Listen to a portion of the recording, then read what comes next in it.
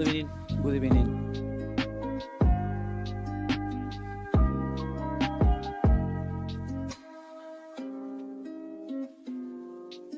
Where are you? Let's be having you.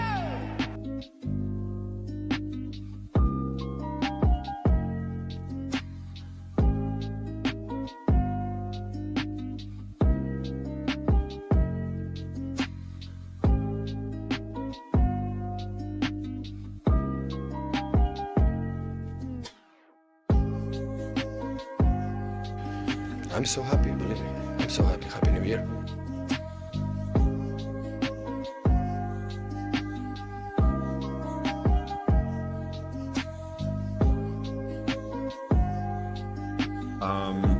I would say that, be excited.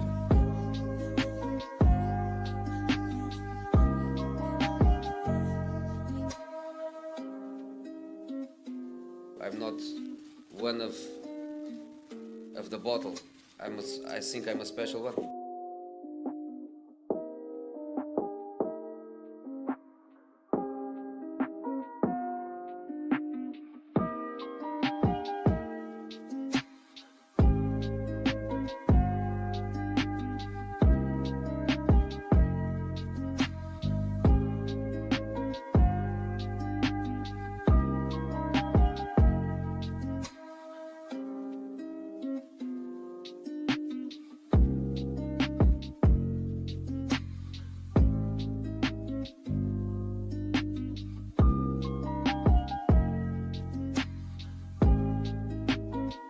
You've got to fucking die to get 3 points!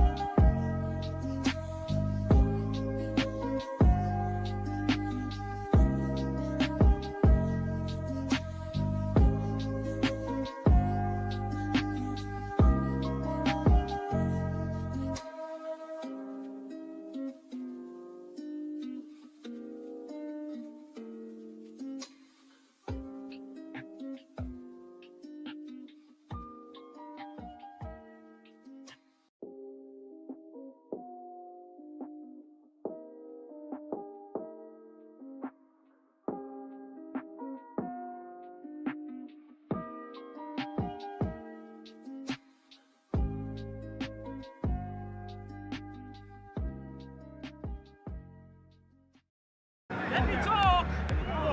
Let me talk. Let me talk. Gang, gang, gang. You know what time it is. We've got plenty to be going through tonight. If you're ready, exercise those freeloading fraudulent thumbs as we proceed.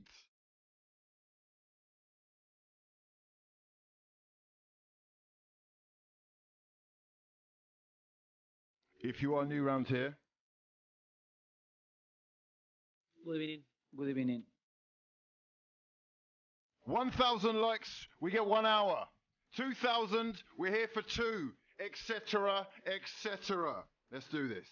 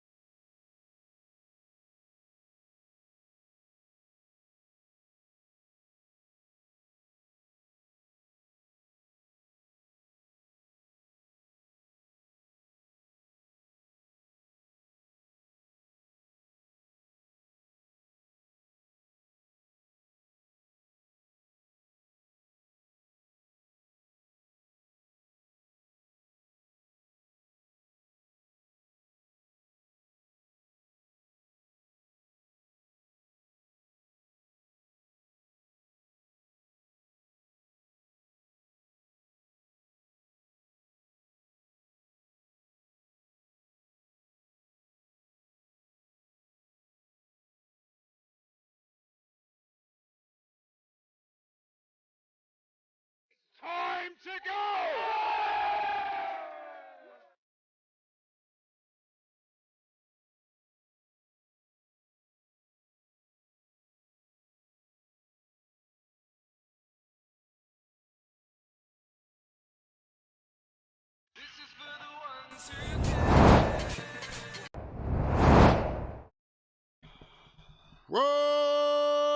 What's going on, people? Welcome back to another video.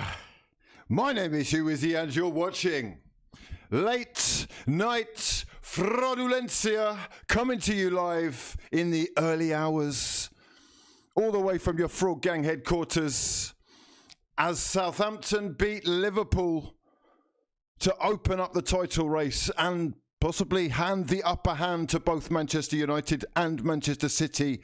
Drama, chaos, and scenes of glorious emotion. But first, my fellow frauds, these are turbulent times, and we're all we've got. So I hope you're looking after each other. I know how difficult this all is for so many people right now, so here tonight to offer that little bit of escapism. It's your favourite YouTuber's favourite football YouTuber. I see you. How you doing? You beautiful, beautiful bastards. Gang, gang. I see you in the chat. Let me know exactly where you're watching from. Where's all my certified Donnies? Where's the real football Dons? Yes, lads, tonight you're joining me on a big one. This is a big one because the Premier League is alive. The hype is real. It really is anyone's game at the moment, and we're going to get into it all tonight. First things first, much love to the newest members of the Fraud Gang Members Club. I see you in the comments, in the chat. We're going to be getting through. We're going to do a few shout-outs. Let me know exactly where you watch. The gang is global. International. Let me know exactly where you are watching from. We're going to do these shout-outs before we start. We have got Adamski in the building. Abe Froman. How you doing, my son? Who else have we got in the building? We've got Zlatan Made God. We've got Philip Kennedy. We have got Ben Dizik. Dodgy. I'm not sure about the name. Nocturnal Media. How you doing, my fraudulent friend? Roberth. I'm not even going to try and pronounce your second name. Pablito, my friend. How you doing? DJ, hopefully, will be joining us in the chat. Any other mods that are here, much love to you if I haven't seen you already. The story of Doc is in the building, as is George Topazoglu. Hey, my sons, my fraudulent friends, much love for joining me. In fact, raise your espresso emojis with me as we journey deep, deep inside. And toast to, what should we toast to? Let's toast to freedom, or at least the memory of it. The memory of going to games, actually going to games. My fraudulent friends, who's on Fraud Watch tonight? I will be accepting all comments and questions. And of course, if you want to get involved, once more, we have the internet's favourite football phone-in, the late night phone-in for the true baller, the late night phone-in for the true football fan. Get yourselves into the Discord, the links to which are in the description box below. Join the queue, give us a call, let's have a chinwag. Maybe you're a Liverpool fan and you think it's all falling apart. Maybe you're a Manchester United fan and you think it's time for 21 in 2021. Maybe you're a Manchester City fan and you're starting to believe that things are falling nicely into place for that number 7. Chelsea fans, does Frank Lampard deserve any more time? In fact, whatever club you support, wherever you're watching from, this is the People Show where your voice gets heard. Give us a call in the Discord. Send your comments in. We're going to go through those. And make sure you are subscribed to the channel if you're new. And drop the video a damn like if you breathe oxygen. But for now, oh, well. What an effort. What a game. What a moment post-match as we saw Ralph Hasenhüttl fall to his knees. The emotion. overflowing. It's all too much right now. I'm not going to lie. Lockdown affects everyone differently.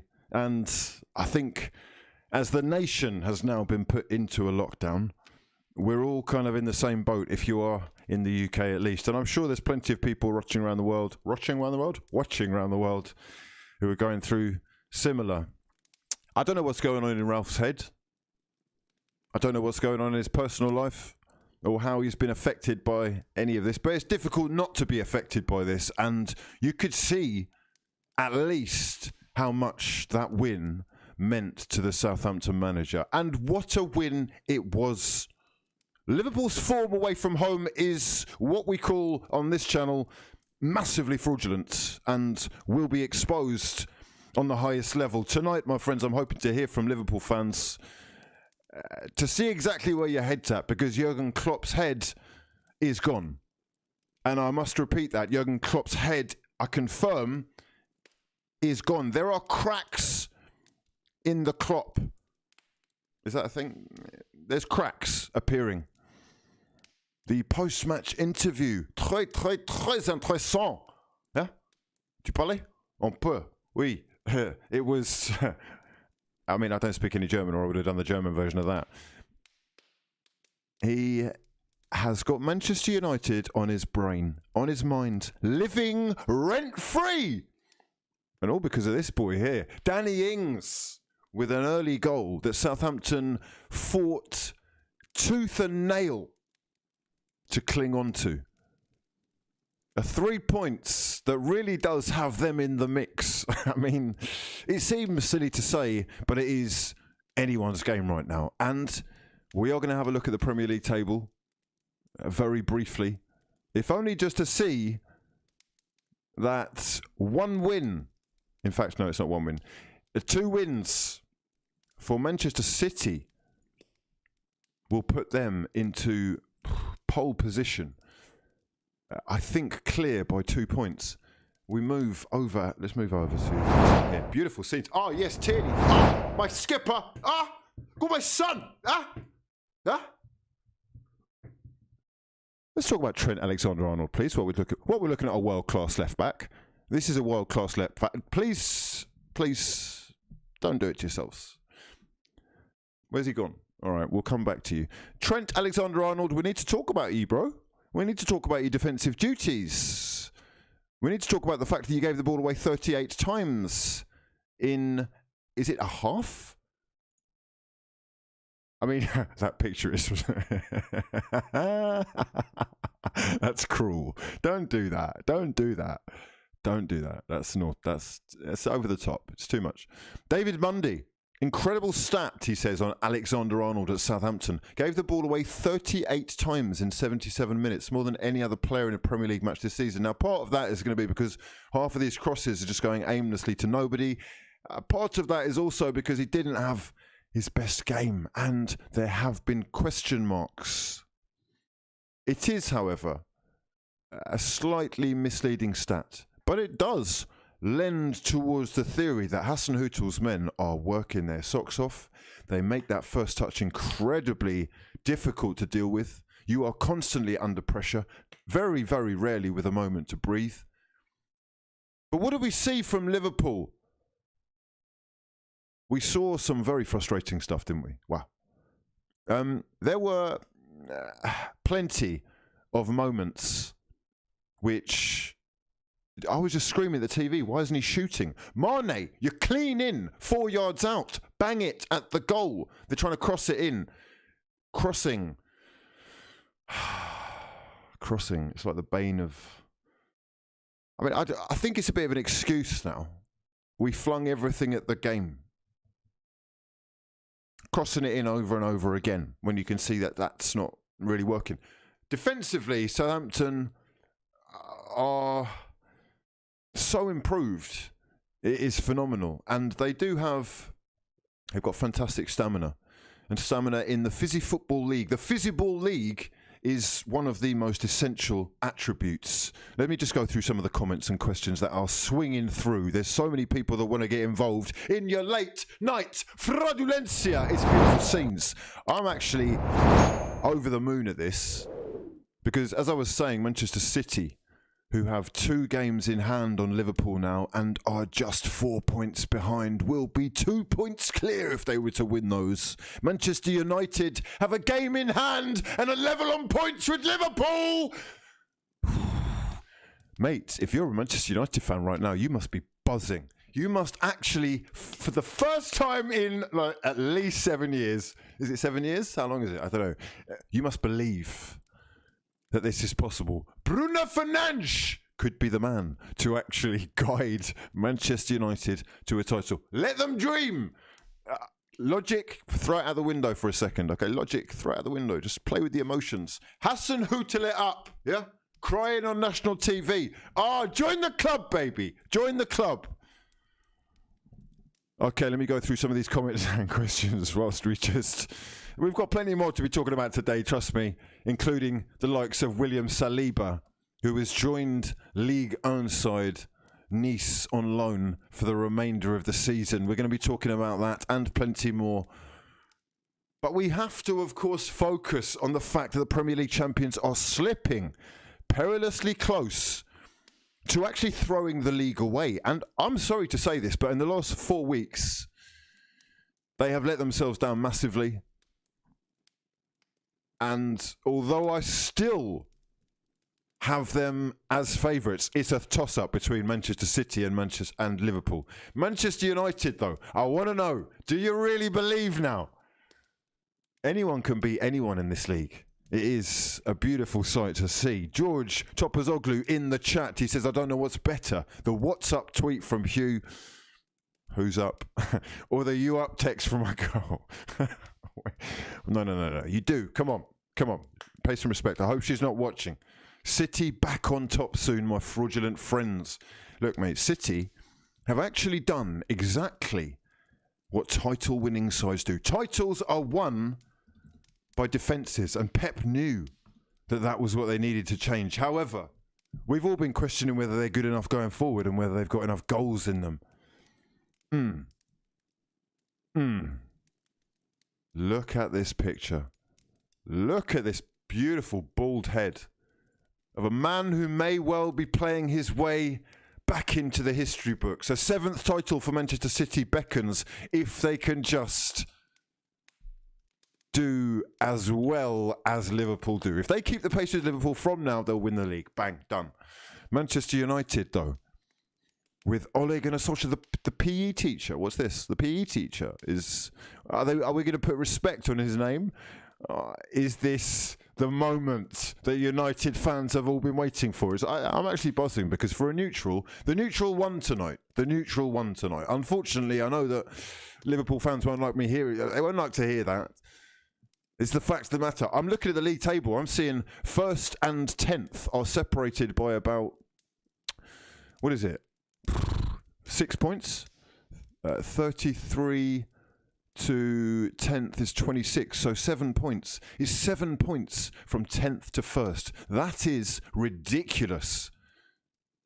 That is sensational. It means that 1 or 2 defeats and you could drop from 1st to nearly out of the top 10.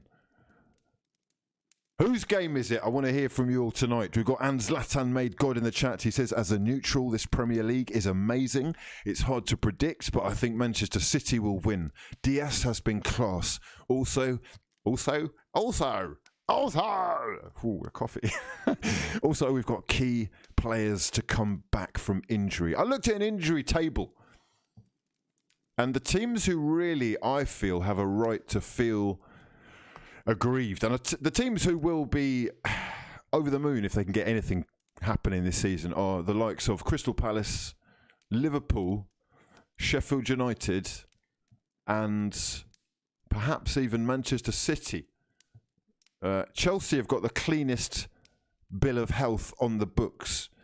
They have 1 injury in the whole squad, I believe, and there are no excuses right now for Frank Lampard. Who does he turn to? Will Roman give him more cash in the January transfer window, or is he already making plans to bring someone else in? Does the fact that he is a living legend of the club, arguably their most iconic player, John Terry's probably up there as well, but you know, I mean,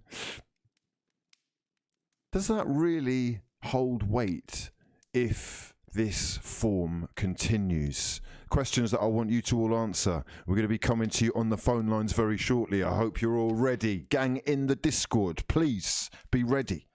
Turn me down in the background as well as soon as you're on. Yeah, we don't want to have the echo. The echo chamber is what we're trying to free ourselves of. Philip Kennedy, much love to your mother for getting involved. He says up 640% on what's this? Which investment?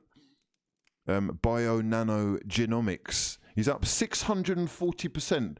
Mate, DM me, okay? I need those tips, bro. 640% up on his investment, so he'll pay some forward to the pandemic's #1 football content creator, bro. You're an absolute legend. You look like you are a veteran as well, so huge respect to you. And much love for getting involved. How did you know about that? BNGO investment, 640% up. Wow, incredible scenes. Glorious emotion! Oh, it's good to see someone's winning. Ben Dizzick says 21 is coming, Hugh. It's obvious. The stars are aligning. There can be no denying. Someone actually put in the Discord a little prediction that it was going to be Paul Pogba that scored the winning goal that gave Manchester United their 21st title. I have to say, there is no reason. I actually truly believe now, if they get themselves together, if they have the right mentality, and if they can somehow make something happen in the January transfer window, and / also bring in old legends to reinforce the idea that this can be done, that they can carry themselves over the line. Maybe even a League Cup run. I think they're in the last 4. Is it against Manchester City? If they can win that, maybe that will be the kickstart that they need. Maybe even losing in that will spur them on. We don't use that term around here, mate. Fix up. We'll push them on to being able to do so. You've got to give them credit, especially the performances I think that Paul's been putting in recently. Bruno Fernandes has been top class. I know a lot of people say that he's been stat padding, and yes, the penalty situation is quite clear for all to see, but it's undeniable the impact that he's had in terms of the camaraderie, the leadership skills, the willingness to show others that that's not fucking good enough and I won't tolerate that. Yeah, you want to rock the shirt with me, the same shirt as me, wearing the name tag, then you've got to fucking behave properly. There's levels. He's definitely picked up the levels, and the combination that he's got in the middle with Pogba, the attacking options that they've got going forward, the speed in which they can move in the transition, it will have Liverpool sweating, and you heard the beginnings of that sweat dripping down the German forehead today after the game. There is absolutely no doubt in my mind that Klopp is angry. He's a winner as well. He's going to be frustrated at what's just happened. I think that Thiago Alcantara getting the yellow card very early on really did them no favours whatsoever. It meant that they're playing with foot off the pedal, or unable to really kick on in the middle, or at least that's how I feel about early yellow cards. It really does hamper plans. That's not to say, though, that this isn't something that's been happening for a while now. Their home form may well be record-breaking. Their away form is actually very suspect. I think we can bring you a little look at it over here. If I click on this away and form, let's just do last 10 games even. Liverpool are currently 11th in terms of away form. So their last 10 games, or 9 games, 9 away games this season, it's 2 wins, 5 draws, and 2 defeats. And there are people who are actually, and I know it sounds laughable, but there are people who have had enough. They are not convinced that Jurgen Klopp is the one to pull them over the line. I've got to say that that's massively fraudulent. Everything comes to an end. Life is in itself cyclical. What goes up must come down. Round and round we go, etc., etc. Yeah? How much longer can this dominance go on? How much longer can you get 100% for the full game? They can't. They've had to change tact. Even now, you're looking at a defensive partnership that changes almost every game. I think he's used 10 different centre-back partnerships in 17 games. That much in itself shows they're struggling. They don't really have the answer right now, and they're having to chop and change. Who we got next? We got Joseph Curran, who says, can you say hi to Finn Hughes, Ollie Cheese, and Theo Cole? I just did. Much love to each and every one of you. I'm not sure if that's a troll or not, but I hope that that's what you wanted. Inky Bram says Trent gave the ball away 38 times that game. Massively fraudulent. It's yes or no. Look, I want to play devil's advocate for you here in that, yes, fraudulent performance. He certainly was exposed early on, and it cost him a goal. There's no denying that. But he is a player that makes things happen, and as a result, he is going to give the ball away a lot as well. Most players who are creative have to try things, and trying things is, in essence, taking risks, and risks don't always pay off. You just got to keep trying, and then eventually they do, right? Who else? We have got Titus Metcalf. He has said Klopp has to be on fraud watch after tonight's game. Also, hit the like button, you massive, massive frauds. Just an update on that. We have reached 1,000 likes. That means we will stay for an hour. If you want me here for 2, we're going to need to hit 2,000 before the second hour ticks over. Just letting you know, okay? Sean Marshall, much love for getting involved, bro. He says, Jurgen Klopp. This is a Jurgen Klopp quote, actually. He says, what Andre Mariner did tonight with Sadio Mane, I'm not sure that's okay. Manchester United had more penalties in 2 years than me in 5.5 years, but no excuses for tonight. That is the thing. I actually think one of those was a penalty. First things first, let's give some credit to Kyle Walker-Peters. Kyle Walker-Peters, who is he a better right back than the man who has replaced him at Tottenham in Doherty? I don't even think the jury's out right now, really. Doherty is not suited to the setup. This Don, however, he looks like he might be one of the plethora of options that England have at right back right now. He's got to be in the conversation. He was actually very good tonight. And I went into this season expecting something from Southampton. This is surpassing it already. But the way that they are so high up the pitch, intensely pressing, they don't really let you sleep. They have some real, I think they are matured minds now in Romeo and the likes of Ward-Prowse, obviously, and Bertrand. They're more than capable, and they clearly believe in what they've got on their hands with Hassan Hutel, who feels confident enough in himself, who is free of insecurity enough to fall to his knees and show the world, this means the world to me. Look at my life. Look at how we have died and given you everything on the pitch for tonight. Well done.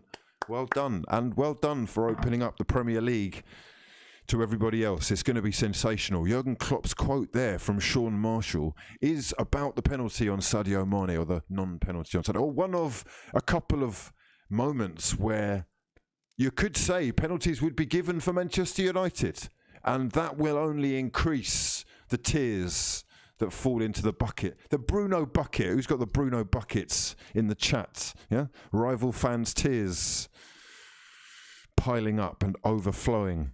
Adam Schuff says Sir Ole Gunnar Solskjaer is about to overtake Jurgen Klopp into first place. Put some goddamn respect on this man's name. Up the effing Reds. Wow. The banter is back. Manchester United fans are climbing out of the woodwork in their droves, and they are loving life. In pole position in the Premier League. The two Manchester clubs in pole position in the Premier League. That is a real turn up for the league, and for our sake as well, because we need a bit of entertainment right now. Please, God, don't take this football away from us. Alex Matthews says, maybe now, at least now, people can start to appreciate the back-to-back Premier Leagues by Pep Guardiola and his relentless City side. It is not easy. Listen, mate, don't count out Pep Guardiola's side. I'm sorry. I'm so happy, believe me. I'm so happy. Happy New Year. They looked like the City of old in that game against Chelsea. I don't know whether it was because they realised that they are within touching distance of being there or thereabouts again. Maybe they start to believe that they really can do it again. Maybe he is suddenly refocused. Gundogan's control of the game was amazing. He is so good higher up the pitch as well. He's really creative. I love my pass masters. Foden is actually an elite individual. He's a potentially generational talent who has mixed it with the best at Manchester City. Please take that into consideration. The levels that he's playing at and making it look easy. They've got such good players, and the balance that they've got at the back now with Diaz, Stones playing on top form, it could really be the difference. Defensively, they look like they've worked it out. Now, we've said there are questions over the rest, but the doors are open. The potential is there. Adam Schuff says GW11 United on Twitter. He's advertising himself. Massive fraud. If you do want to follow on Twitter, all you got to do is go over to my Twitter. It's twitter.com/@hughwizzy, where I will tweet the link to the stream, because I haven't done that yet, because obviously I'm a massive fraud. Okay, it's just about to land. There it is. Okay, I'm going to follow 5 massive frauds who retweet the pinned tweet. Much love to anyone who's tweeted me saying, in fact, I'm going to follow you. You've actually tweeted me saying, tweet the link, you frauds. Who are you? You're not Kanye West and you're not Joe Rogan. Why have you got those dons as your picture? Come on, mate. Carty's sex slave. Carty's sex slave? Who's Carty? Carty better be your missus, or we're going to have issues. Anyway, it's Late Night Fraudulence. I hope you're enjoying the stream so far. Much love to your mothers for joining us. Wherever you're watching from in the world, do me the honour of smashing the hell out of the like button as I pour my soul on wax for that ass. As I said before, I know that these are difficult times for everyone, especially for the people who are on their own. I hope to offer respite. I'm going to be here with you throughout, because we're going through it ourselves as well, okay? Hopefully the football doesn't stop and we've got something to actually talk about that isn't what I've been trying to avoid talking about for about 10 months now. Which we will touch on sooner rather than later. Barry Haynes says Manchester United's next 4 games are Burnley, Liverpool, Fulham and Sheffield United. Liverpool play Spurs, United, Everton and City within the next 8 games. City are a threat. Make no mistake about it, this could be the year that both Manchester clubs go head to head. That's exciting. That is exciting. I wish Arsenal were back in the mix. It really does look like a massive L for Mikel Arteta and Arsenal right now, because this was a season where potentially you could have been in the conversation. I don't give a damn what anybody says. You could have been in the conversation if you'd played this one right. You didn't. You are where you are where you are. We are where we are. But that's a goddamn shame as well, you know, because right now Arsenal are 23 points. That's 10 points off top. Let's just say, for example, Liverpool were to lose their next 2 games. Stranger things have happened. Suddenly, Arsenal win their next 2, obviously, as well. Yeah. We're 4 points behind Liverpool, lads. You're having a laugh. After this season, the worst start to a season in 40 years. I will not chill. The Premier League is wide open. Yeah? You better lube up and slide in. Like we've got time to waste. You made a huge mistake. It's become very apparent since you've brought Smith Rowe in that we needed a number 10. Huh? And now we move on to the conversation of course, William Saliba. I'd love to know your thoughts in the comment section below on a £27 million signing who has never played for the first team. And is trying to, I guess, now kickstart his career back in his homeland in France, and he will be playing under... I mean, look at this boy. I'm not going to lie, I got really gassed when we signed him. I started saying mad stuff like, oh, he's the Mbappe of centre-backs, because this is what I'd been told. I'd had seen a bit of him. I'd seen a few games. I'm not going to lie to you. I'd seen a few games. And from what I'd seen... every time he was playing with Fofana, Wesley Fofana, they got themselves to a final, a cup final. In the games that I saw, William Saliba was the more impressive. Please chill, I haven't missed anything. I'm going to come to you. I never miss a super chat, okay? Every single super chat gets read out. This is the People's Show, where your voice gets heard. Chill, okay? I just got to wax lyrical. Sometimes it just... I don't think it's waffle, but it's like a pancake. Do you know what I mean? Caramel pancake, syrup, bang, sausage on top. We going in. Tasty, you know? What are you talking about?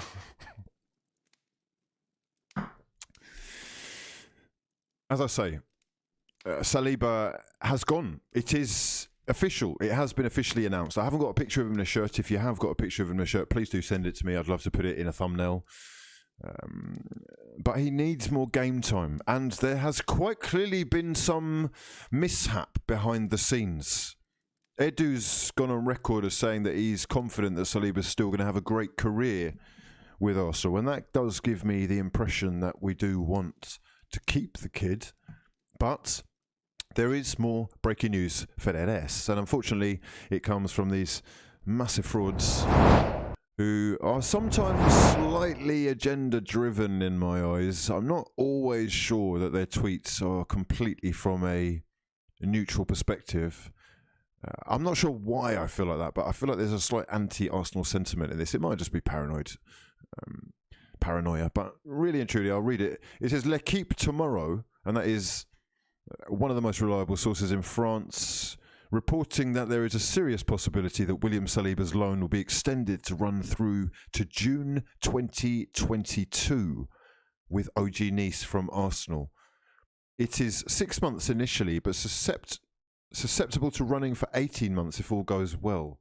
OG Nice are doing everything they can for Saliba to start on Wednesday, and the player is apparently confident of doing so. Listen, mate, I'm going to be watching, as will plenty of Arsenal fans, and if he starts performing like a top don, we're going to be having Edu and these guys on fraud watch ASAP. I would hate to see a player who we have signed for a ridiculous amount of money. Like him and Pepe have cost the club £100 million, lads, and neither of them can get a game. Pepe is like, no one's talking about it. It's like the elephant in the room. Nicola Pepe. Where's this fraud? Let me get this guy on show. He's not a fraud. He's actually a baller. But really and truly, bro, it hasn't happened for you. And I've got to say this. We've got another baller. We've got a youngster. A child, an actual child, who looks right now like he's a better right winger than you are. He's years younger than you. Years. He hasn't cost a bomb. And I'm genuinely worried about how you're going to get in the team, apart from maybe for some Europa League action. There's people that have said that they'd be happy to sell him. I'd love to know Arsenal fans' opinion, because there you have £100 million worth of player that are not involved. Bukayo Saka will start. Every time he will start ahead of Pepe right now. You're lying to yourself if you think otherwise. And I would love to sit here and fucking, get gassed about Nicola Pepe goals. Nicola Pepe this, that. Look at what he's... Has he been mismanaged totally by 3 different managers? Is he actually the player that any of those managers wanted? Do managers actually see a player in there? Or have we moved on past him already? I'm going to come to the phone lines. It is that time. We're going to get involved with everything that you want to talk about. So I've already said, if you're a Liverpool fan and you want to get involved talking about your club and how potentially Klopp is losing his head, it could all be falling apart. I'm here for you. I want to hear what you got to say. Arsenal fans, Saliba out of the door on another loan. He's already been on loan. I think he's been here 2 seasons. We haven't seen him play a single game of football. Unreal. Les Pearson says Saliba and Arteta. Oh, on Saliba. Arteta never brought him in. Maybe he doesn't rate him. It's that simple. Is it that simple? Maybe Arteta doesn't rate William Saliba. Danny Roan says, as a Saints fan, I'm a very happy Don tonight. I don't blame you. This is the best that I have seen Southampton since Matt Letizia was playing. Those are the facts. I'll never forget those days. Matt Letizia dinking it over keepers from 25 yards on a regular basis, just scoring absolute worldies, banging it in for fun. He just looked like some random village cricketer who decided that, what? You guys play football? Shut up. Let me just show you exactly how to do this. And I don't train. I eat pies on the sidelines at half time and whatnot. That kind of... Everyone had one of those guys at school. Everyone had one of those guys at school. I went to school with a guy called Joe Carter, who was an amazing footballer. He was quite chunky, but as soon as he got the ball, I used to just duppy guys. Wow. Oh, mate. It's just... He could have played for England. He definitely could have played Premier League football. I think he played for Palace at one stage, but obviously, life happens. Andrew Richardson is in the chat. He says, Leicester City have the best right back in the league. James Justin. Facts on facts. Yeah, facts on facts. I'm actually backing you there. He is sensational, extremely underrated, and has been in my fantasy Premier League team since day 2. Game week 2, all right? Game week 2. The most underrated player in Mark Albrighton. Okay, a lot of people love Mark Albrighton. And not to mention Ndidi, Vardy, Maddison, and Little Wes. Wesley Fofana. It is very interesting. It's quite sad to see what's happened with Saliba. I expected so much. Anyhow, MG says, remember the second time City won the league, Liverpool flopped. I think they have the pressure on them. They always flop, he says. For example, this year, by the way, I did say watch out for City, if you remember, Hugh. Here you come. Here they come. Here they come. Ian Kamal says, do Klopp's troubles end with his would-be leavers leaving and settling down the club? That is something that I'm sure Liverpool fans they'll realise. There's been talk of Salah getting cold feet. We've had rumours that Mane's been linked away and been unhappy, etc., etc. He does also say, do you think he needs revamping the Championship team faster? Do I think he needs to revamp the Championship team faster? I'm not sure exactly what you mean, but I do totally get the fact that some of them might be off. It's just difficult, I think, to get all your soldiers dying for you for years on end. There has to come a stage where I need a nap, right? I can do 6 hours of streaming for you, right? But I'm going to need a 2-hour nap, all right? Anyhow, who else we got? We have got DBX, who says, 16 games in and Manchester United fans are already getting giddy. Are they jumping too soon? It's debatable. The Beautiful Game Vintage says, sign Bissouma and we need to keep Balogun. This is an Arsenal fan. Wants to keep Balogun, wants Brighton's Bissouma. Brighton in a lot of trouble right now. They play some pretty football, but that's not really getting them anywhere. And the Beautiful Game Vintage says, we might have to sell Eddie, but so be it. Don't underestimate the young Americans coming up. There are a few Americans scattered across Europe who are making a name for themselves, and you never know for 26, USA and Mexico, which I hope to be at if the world is back to normal by then. Could well be interesting. Christian Pulisic, though, let's talk about him. Chelsea fans, he's got 1 goal and 0 assists in 10 games, 10 Premier League games. He may well be coming back from injury recently, but is that good enough? Is there more to it? Arsenal fans, do you want Julian Brandt or Buendia? These are the 2 players that are being linked with the club on a regular basis right now. Which of those do you think is the right, if any at all? Zaki Chandia says, any January business you want to see from the arse? Your second goalkeeper is a fraud, but at United we haven't seen Romero play in a while. Would you take him? Romero is probably one of the best goalkeepers that doesn't get game time anywhere. And Arsenal would be upgrading by bringing him in. Is that going to happen? I don't know. He probably wants to go elsewhere. Okay, it is time. We are going to move over to the phone lines. It is the nation's favourite late night phone-in. Yeah? Late night fraudulencia. Who's here? Who's going to be on Fraud Watch tonight? A few will be exposed. We know that. Are we going to have... We've got a big queue. Here we go. Beautiful. You love to see it. You absolutely love to see it. Much love to everyone who has got involved in the stream so far. You're all massively appreciated. And you're making this channel grow on a daily basis. Hit that subscribe button. Click the bell notification. Turn them on so you know whenever we're going live. And you yourself can get involved by hitting the Discord link in the description box below and joining the queue. We are going to start with... I think we're going to start with a Liverpool fan.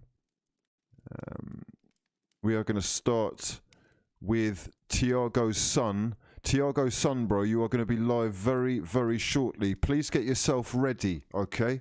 I'm just preparing you because I'm presuming you're going to be a Liverpool fan.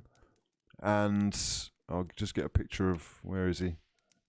There he is. Mr. Klopp, the man in question today, Ralph Hasenhüttl, putting him to the sword, picking up a huge 3 points thanks to Danny Ings' brilliant opener, which was ultimately the difference. And also, let's give them credit for their defensive display. Thiago's son, you are live and exclusive on Late Night Fraudulence. The first up on the night, is he going to be the biggest fraud of the night? Don't forget, if you do... decide to join the queue and for some unbeknown reason you're not ready when I land, what happens is you get added to the fraud watch list. Yeah, we salute all frauds that join the fraud gang. We also make a list of the gang that deserve to be on fraud watch. It's looking like Thiago's son is there. Fraud watch is calling you, son. Thiago's son, listen, I'll tell you something about Thiago tonight. One of the biggest frauds on the pitch. I love this guy. Oozes class. There's a silk. There's a swaz to the techers. Huh? But tonight, my friends, I don't know who this guy was, actually. He was rushed on the ball. He was poor in the challenge. He was late in the challenge. He was actually as fraudulent as Thiago's son. Thiago's son, the biggest fraud in the building. We're going to move the conversation straight on to Anfield's fraudulence. Anfield's fraudulence, you're live and exclusive on Late Night Fraudulence. Don't let the side down, bro. Hello, mate. How are you? Ah, sensational scenes. What's your name? Where are you calling from, buddy? My name is Charlie. I'm calling from Washington, D.C. Okay, and which team do you support? You a Liverpool fan? Listen, mate, I'm not a fraud. I'm a Manchester United fan. Wow, Manchester United fans in the chat ready to get the banter going. Talk to me, because tonight has really put the keys in Manchester United's hands. Your destiny is yours. Okay, so listen to all the frauds in the Discord. To all the people. Where are you?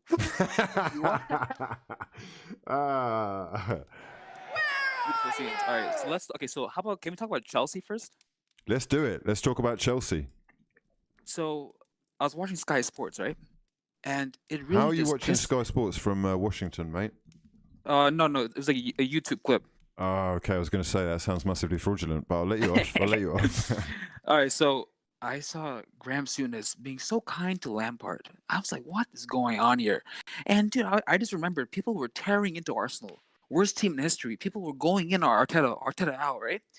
Yep. Yet there's 3 points behind Chelsea, and people are saying, "Oh no, give Frank time. He's all right. Give him more time."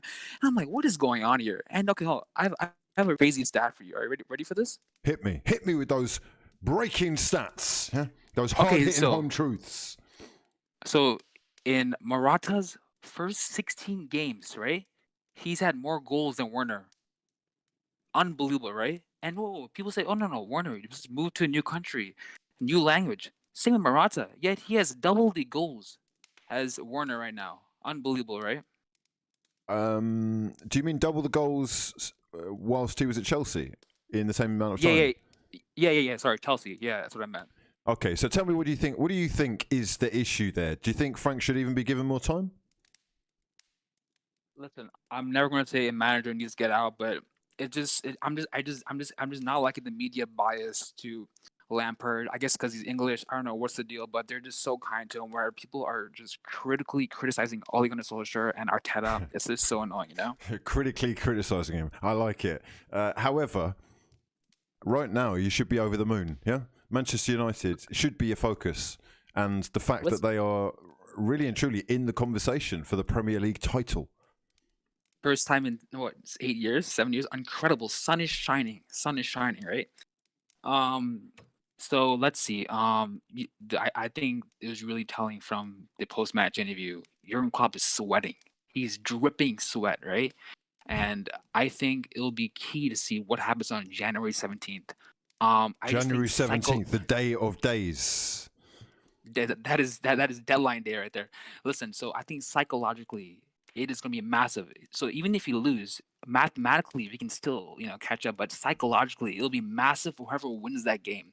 Because already Liverpool and Manchester United, we're like sweating. We're like have one eye towards the other team's results and vice versa, right? So whoever wins, massive upper hand in mentality, and and honestly, like as of right now, I will say this for Manchester United. We're in a top 4 race, not title charge. We're in a top 4 race because this like with I think the margin is so narrow between the first spot and the 8th spot. It's so narrow. So honestly, all this title talk is absolutely nonsense. I think we're in a top 4 race. And listen, if we somehow win our game against Burnley and Liverpool, I'll be in the streets celebrating. Pants are off. You know the drill, right? But I know the drill. And I know a massive fraud when I hear one. Listen, mate, you're obviously over the moon. You're reveling in your success right now. It's early doors. Yeah. Keep grounded. Yeah. Like you said, you may well be in a top 4 race. Hit us with one more hard-hitting home truth before you leave us, my friend. Absolutely. Okay. Well, Hugh, you always say who's on fraud watch. Yes. Well, Hugh, I have one big revelation for you, mate. You're on fraud watch. Go on. Why? Okay. So last week, I heard you say a mad statement, absolute mad statement. Yeah, I do occasionally. Hit me with it. Okay, let me just pull up the analysis. Okay, so Hugh, you always said Manchester United, the amount of investment they had, of course they should be doing good. Of course, any manager with the amount of investment Manchester United have, they should always be doing good, right? Do you want to hear something? I mean, no, hold on. Are you going to start comparing like who spent the most money? Is that what you're going to do? Okay, let me. Is that what you're going to do? I need a simple yes or no, bro. Is that what you're going to do? You're out of here, son. Get out. Massive fraud. He's going to start talking about how much money Manchester United haven't spent. Don't insult my intelligence, mate, because before you were even probably born, I was watching your club rinsing other clubs of their best players, paying through the nose. Yeah, 30 mil for this one, about 30 years ago. Don't insult my intelligence, you fraud. He's on fraud watch, that Don. DJ, do the honours. Yeah? Anfield's fraudulence. Get him on fraud watch immediately. This massive fraud. Who's next up on that list? Tonight, my friends, you're listening to Late Night Fraudulence with yours truly, your fraud lord. Your favourite YouTuber's favourite football YouTuber. Yes, sir. I see you. Who's next? On that list, it's looking like Cloudman. The Cloudman is next up. I don't know who he is. I don't know where he's from. I'm hoping he's going to tell us. He says, Lamps and Life. Perhaps a Chelsea fan. Cloudman, you are live and exclusive on Late Night Fraudulence. Don't let yourself down. Let us know your name and where you're calling from. Good night, Hugh. I'm calling from Norway. I'm really glad to be here. I'm a Chelsea fan, and last time I was here, I chatted a lot of nonsense. I'm here to fix that. Wow. Okay, I like it. You've exposed yourself. Big fraud. Let's do it. So first of all, the fraud that came before disrespecting Chelsea, he can go in the bin. He's an absolute tool. In the bin. Oh, Totally. yeah. Oh, okay. Tell me why. Tell me why. I'm a sensible Don, and I'm here to pay dues to the team that deserve it and explain position on my club. So, Wow, it's you're definitely coming like important you're to coming like discuss the... Sorry. Yeah? You're coming like you've prepared a whole folder. Have you got the notes? Absolutely. A bit of notes. I respect it. You see, this is how Some it's done, guidance. lads. Yeah, you come correct. Yeah, you want to come at the king, you better come correct. Hit me with it. So, it's definitely important to discuss the Lampard situation, but I also need to briefly mention Manchester United and pay my dues to Ollie, unlike the previous Don.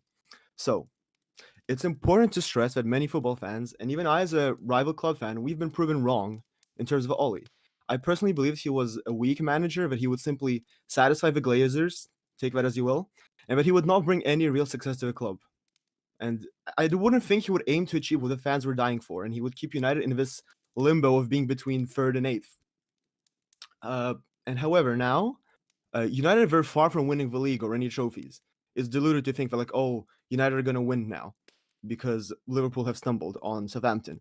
But the game that United are playing now and the fact they are currently the main challengers to Liverpool, undoubtedly, we must recognize that Solskjaer has something impressive with Manchester United right now.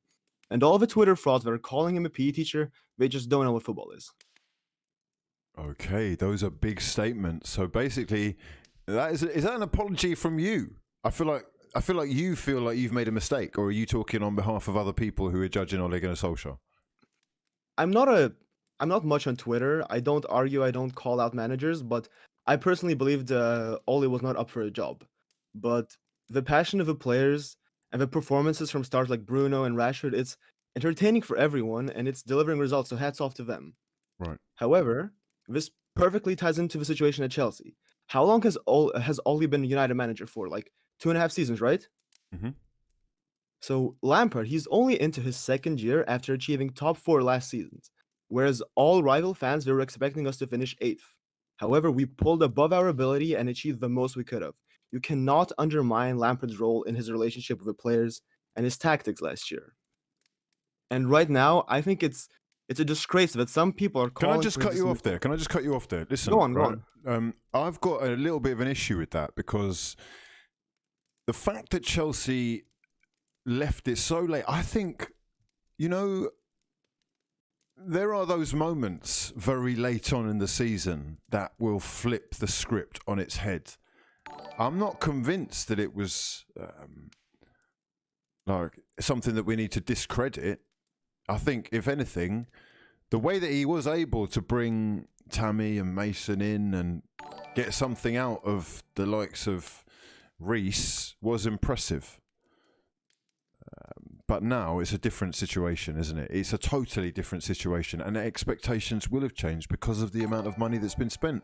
Because you would think, at least on paper, that there are plenty of managers in world football who could get a lot more out of their team, out of that squad. You're sort of right on that, but I think it's still too early to say, no matter how cliche that sounds. Look, the whole point of bringing in Lampard was to attempt and to move away from the previous practices of swapping managers like gloves, don't you think so? Since Roman took over, our management is absolutely notorious for being reactionary and firing managers even after successful seasons. Like with Ancelotti, he won the league and he finished second, and then he was just fired. That's appalling. And right now, Chelsea is struggling. The City game was bad, but instead of just screaming to appoint Tuchel or Allegri, the fan base, we need to be patient. We need to evaluate the situation, to let the coach do his job and cultivate a good environment with the new players in the team and to enable them to perform. That's all I have to say. Wow, you said it. You said it very well. I love the fact that you did your homework, you came prepared, and I hope to speak to you again next time that Chelsea play as well. Hit me with it. Hit me with it. One last thing. Before I disappear, as the great Neil Warnock said, you've got to die to get the 3 points. Liverpool are starting to have far too many games where they're nowhere near dying for those 3 points. And although they're still favorites, that may be the cause of their demise. Have a great night, my fraudulent father, and God bless Arsenal for your sake. Jeez, big bars, Cloudman, Lampard, and life. I mean, there's homework and then there's kind of coursework. Do you know what I mean? I respect it. I respect it. Let me know your thoughts. Is Frank Lampard... I'm sure he will get more time. I'm sure he will. But right now, he's coming off worst because of the investment, isn't he? Because everybody else has something to draw on. Ole Gunnar Solskjaer's been a manager for over a decade. Arteta has, I guess, the same kind of critics in that this is a total unknown, isn't it? And it's almost like, did you really deserve the job? We are going to move the conversation on to our next guest on Late Night Fraudulence. Much love to everyone who is in the chat. If you would do me the honour of hitting that subscribe button, smashing the hell out of the like button, we're going to go and follow a couple of frauds right this second. Frauds who have shared the stream on Twitter. Much love to each and every one of you. Actually see that? Can you see that? Yes, you can. Hello? Hello, mate. How you doing? What's your name? Where are you calling from? What's up, Wizzy? I'm calling here from Oregon in the United States. If you know where that is? Do I know where that is? Yes, I do. Portland, is it not? Yes, sir. Yes, sir. Just the state above California. Yes, I've been twice. Good times, good fun. Yes, sir. Okay, talk to me, man. Talk to me. What do you got? What you got on your mind tonight? Dude, I got my mind this Arsenal midfield, man. That's what I got on my mind tonight. Ooh, I see a lot of painful. reports that we're trying to go for another attacking midfielder, and I'm just not sure how I feel about that. Well, we do need one, but Emile Smith-Rowe has just been an absolute baller the last few weeks, and the guy just needs some more time. Like, I see him being a future big star for us, man. It's really what it comes down to, and I don't want to give his game time to someone else, you know? I hear what you're saying. I do, however, think that we shouldn't put all the pressure on the youngsters like that. It wouldn't be a bad idea to have another option. And this is the plan. This was the plan initially anyway, wasn't it? It was to bring a midfielder in who could do more or create something, play in between the lines in the hole. And really, there have been a few names touted around that I wouldn't mind. They're both... Well, the two main ones, anyway, both available for a reasonable price, but whether or not Arsenal will actually pull the finger out, I don't know. Smith-Rowe, I do like. What is it you think you've seen that's given you the confidence to say he'll be a star? He just plays for the badge every time he's on the pitch. That's what I see. I mean, I could go into some more technical things, but as simple as that, every time he's on the field, gives everything he's got.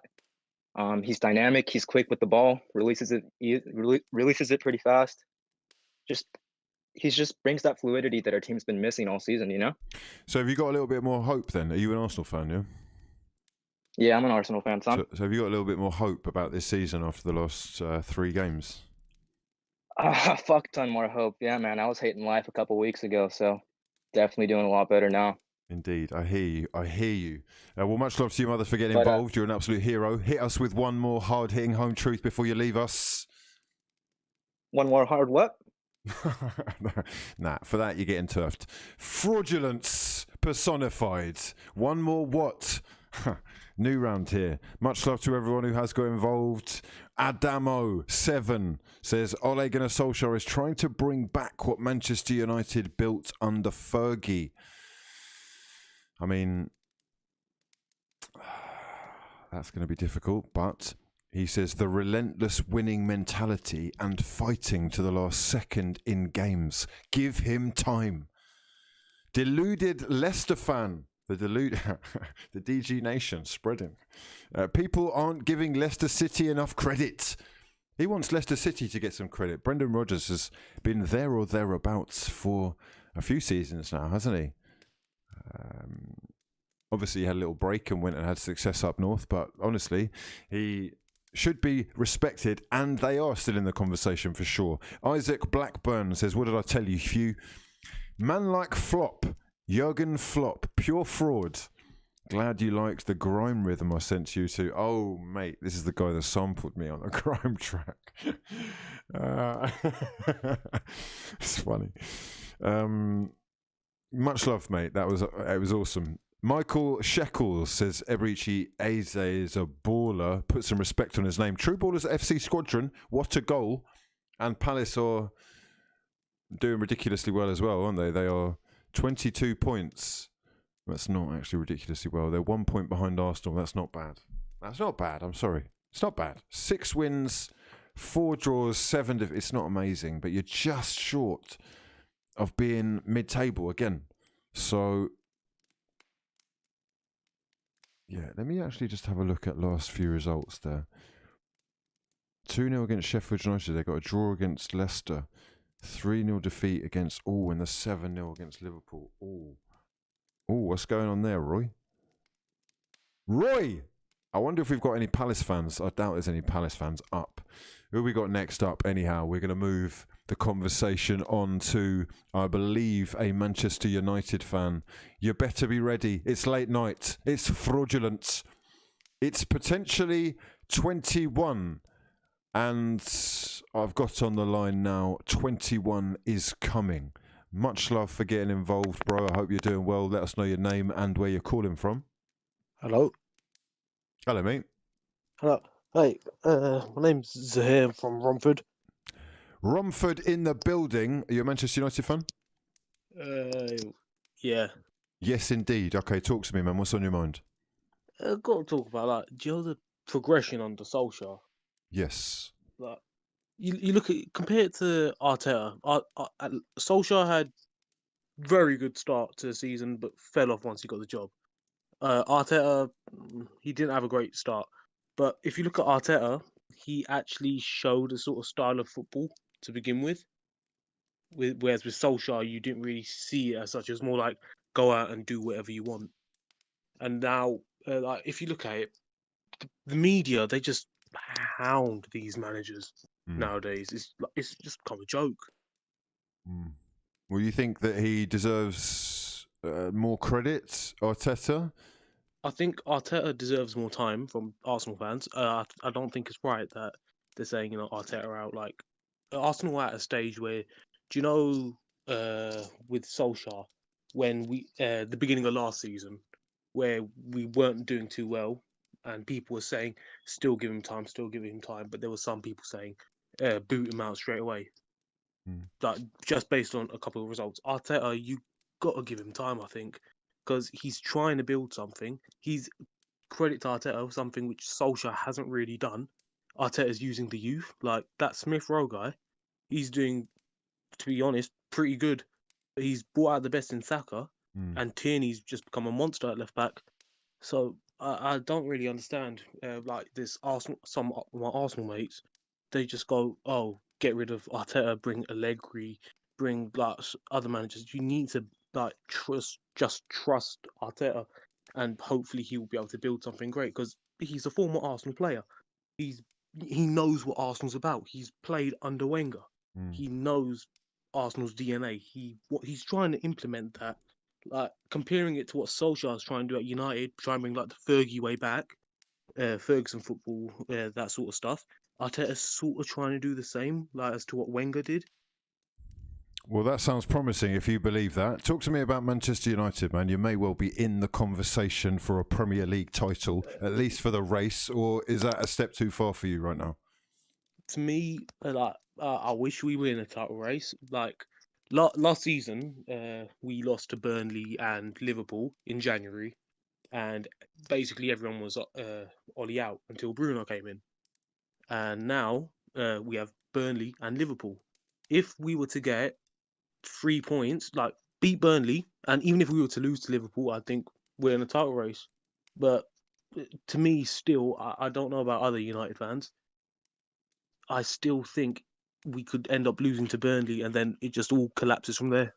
I mean, isn't that football in general now, though? Isn't that just the Premier League? Like, anybody apart from Sheffield United looks like they are capable of beating anyone else.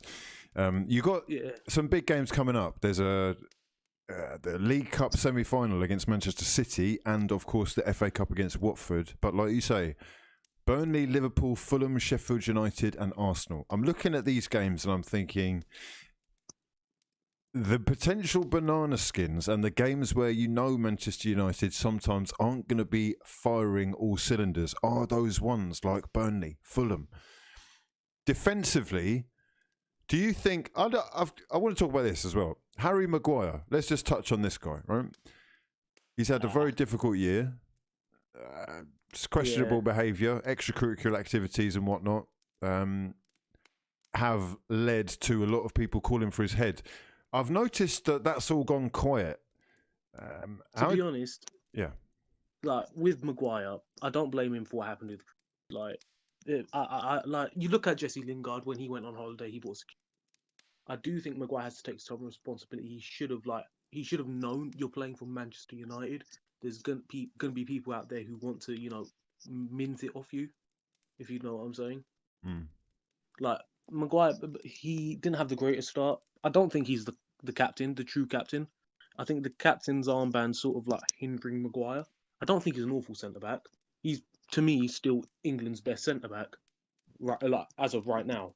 But if we were to get someone like, look at Maguire with Eric Bailly.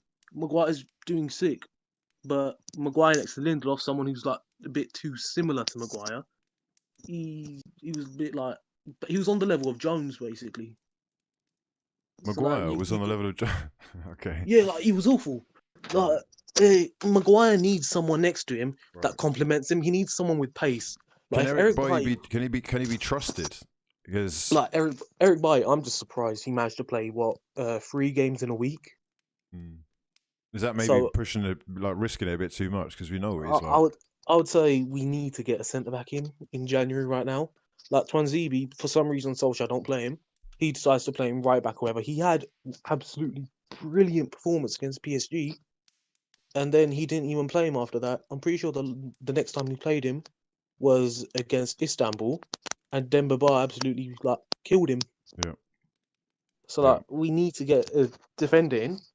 Like our defense is off. To me, Wan-Bissaka going forward, he's not the greatest. Defensively, he's very good, but when he is not on it, or when it's not his day, he is probably one of the worst fullbacks in the league. Like him defensively is the best probably in the league right now, but when he's not on it, he's not on it. Left back, sure, he's to me criminally underrated, but not only the United fan base, but the football fans in general.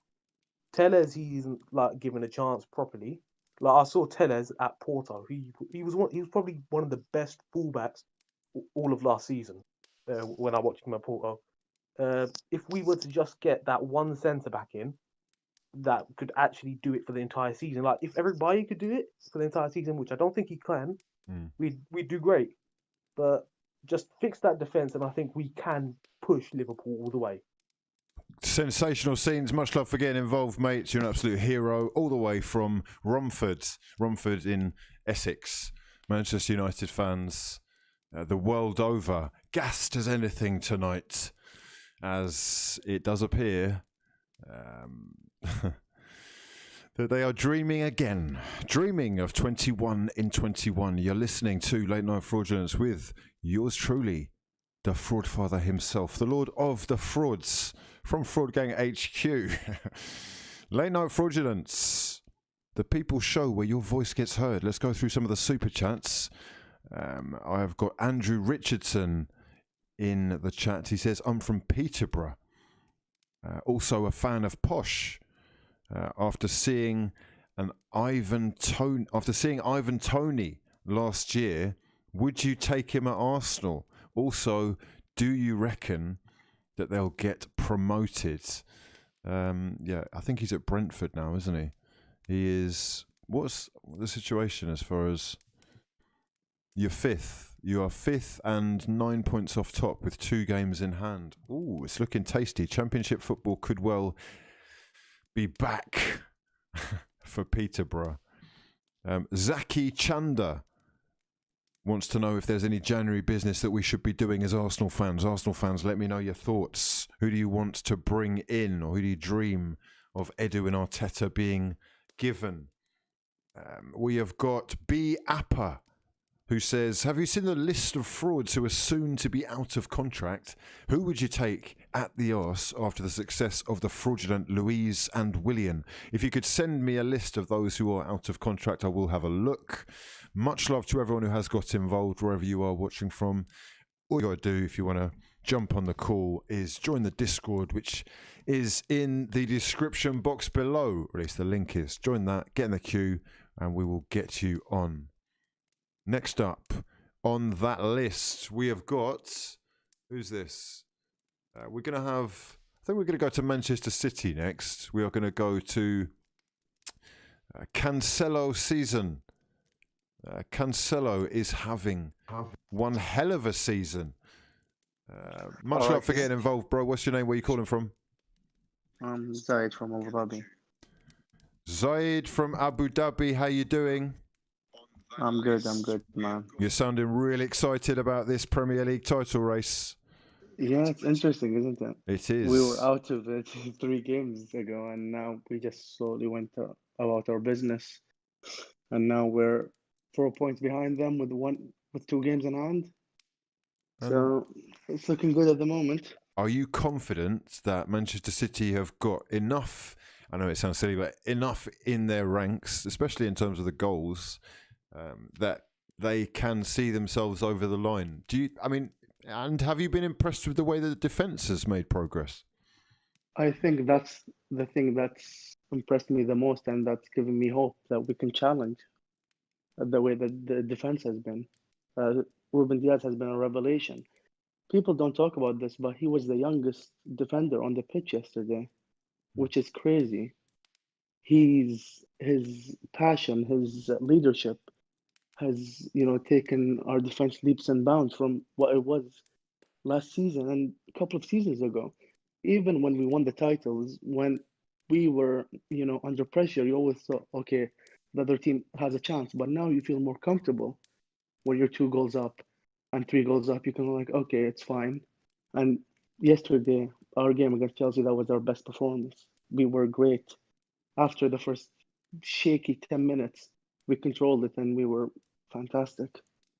What is it about the performance that meant that it was so different? Because they looked livelier. I mean, is this down to as much as they had a little break because of the cancelled game? Or is there more to it? I think we just took our chances here. Simple as. We took our chances. We created chances against Southampton and Newcastle, and we won by 1 goal and by 2 goals. Yesterday, we were ruthless. Every time we went near Chelsea's box, we looked like scoring. It was fantastic to see, and it's giving me hope, especially with Gundogan pushing up. Before the last couple of games, he was playing as a double pivot with Rodri and was just sitting back. But Pep has given him that freedom to get into the box, to express himself, and he's been outstanding yesterday. He was really good last couple of games. We've got a comment here from Air 100, which is talking about Nicola Pepe. He's saying that he had no midfield in the Premier League, did well in Europe, not because of lesser opposition, but because he was playing with our young Dons. Trust in him. I thought he was talking about Pep Guardiola. Pep Guardiola is the focus of my next question for you.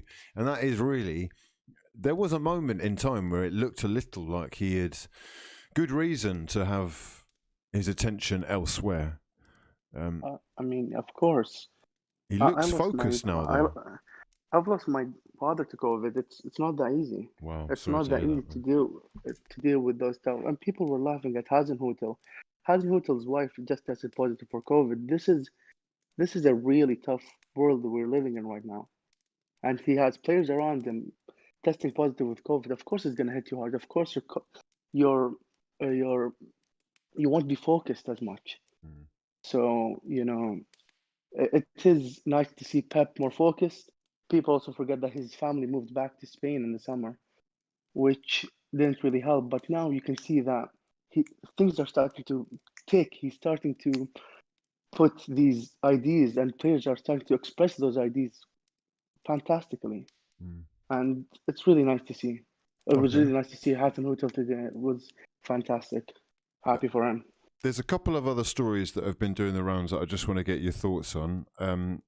The first is that Real Madrid's Sergio Ramos is coming to the end of his contract in the summer. He's going to be available as a free agent. Manchester City reportedly monitoring that. And also Kevin De Bruyne has rejected the first contract offer, and it says here that he's concerned about the pace of the negotiations.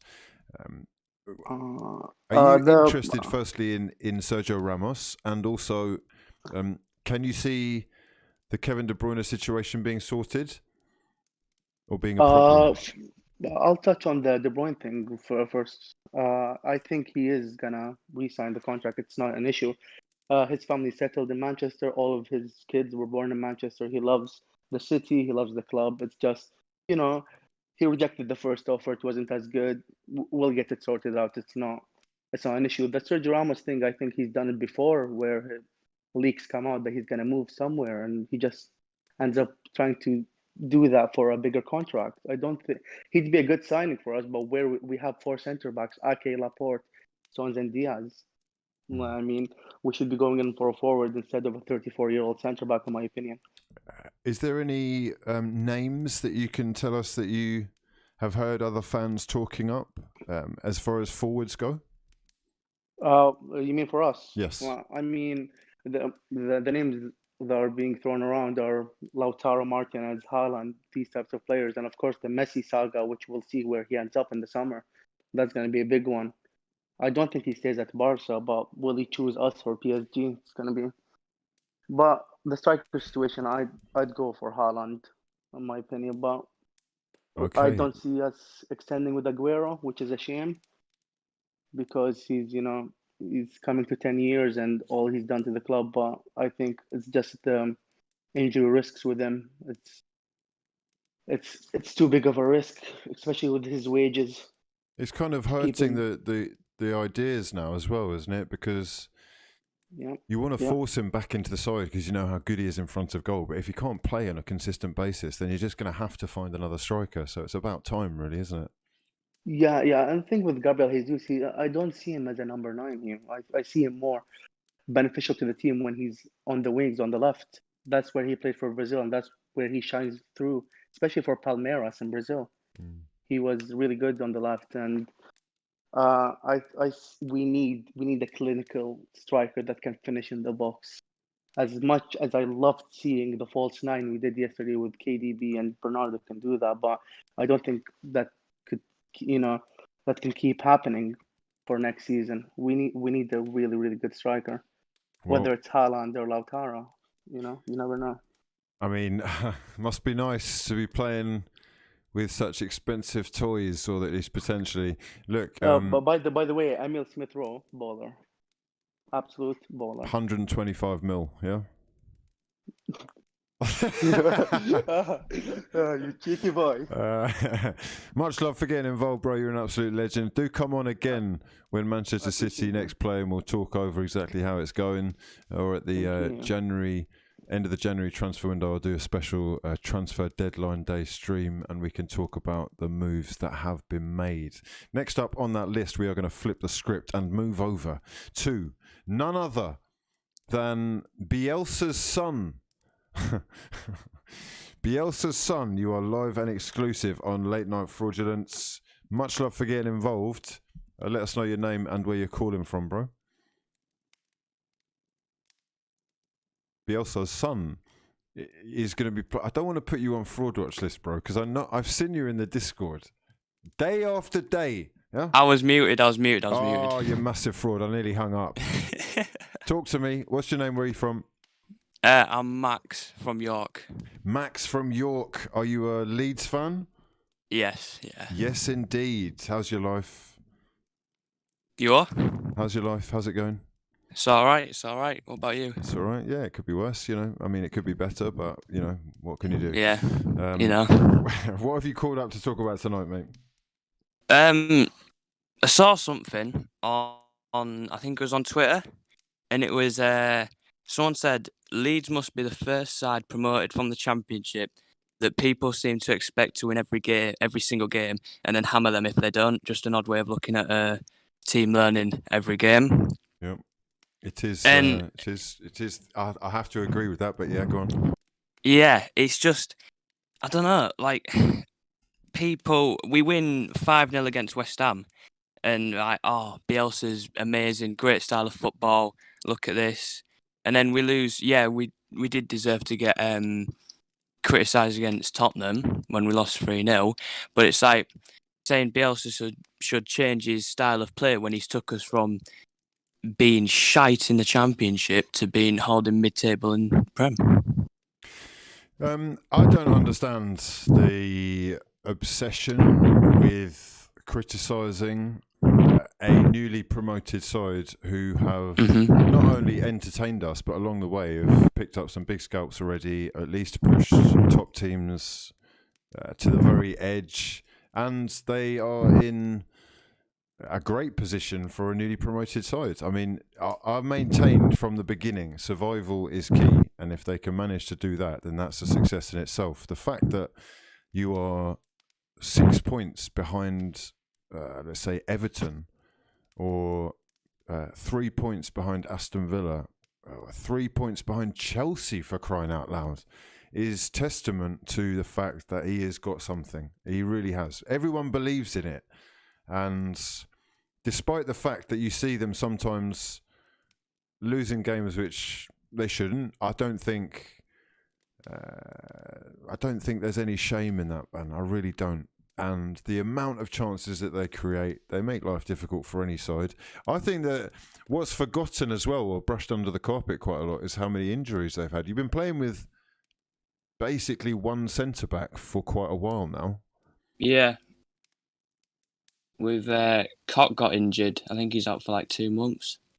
And Cooper's had back problems. So there's been quite a lot. Look, the games are entertaining.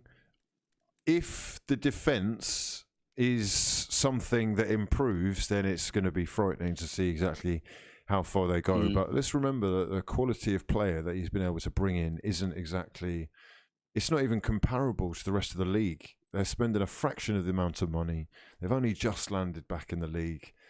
And I have very, very seldomly, in all the time that I've been watching football, have I watched a team where, forget the fact that they're newly promoted, I've very rarely seen a team where I see them go 4-0 down and I still believe that they can get something from that game. Yeah.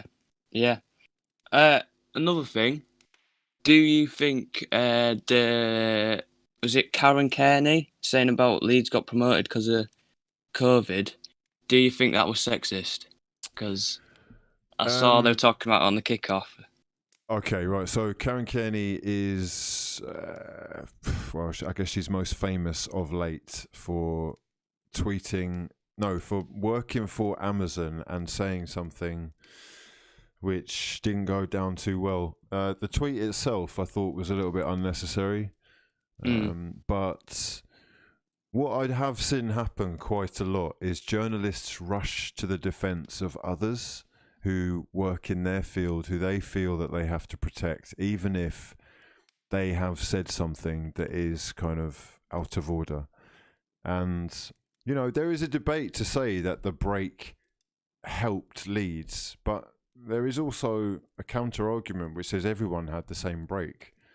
And I'm sorry to say this, but the progression of the side is, in my eyes at least, it's a cheap shot to just put that down to a pandemic. Now, a lot of people have taken offence to that, and a lot of people on the flip side will have taken it too far and, you know, been nasty to this woman who has since deleted her Twitter account because obviously she's getting so much abuse. I would say this much. Karen Kearney's actually got previous history of making other controversial comments. I'll let you do your own research if you don't know, but I'm not her biggest fan. And to be quite honest with you, I think that there are a plethora of better options as far as pundits go. So I'm very sorry to see that she's taken the abuse and whatnot, but I don't think that it was just because she's a woman. I think it was because it's kind of hypocritical of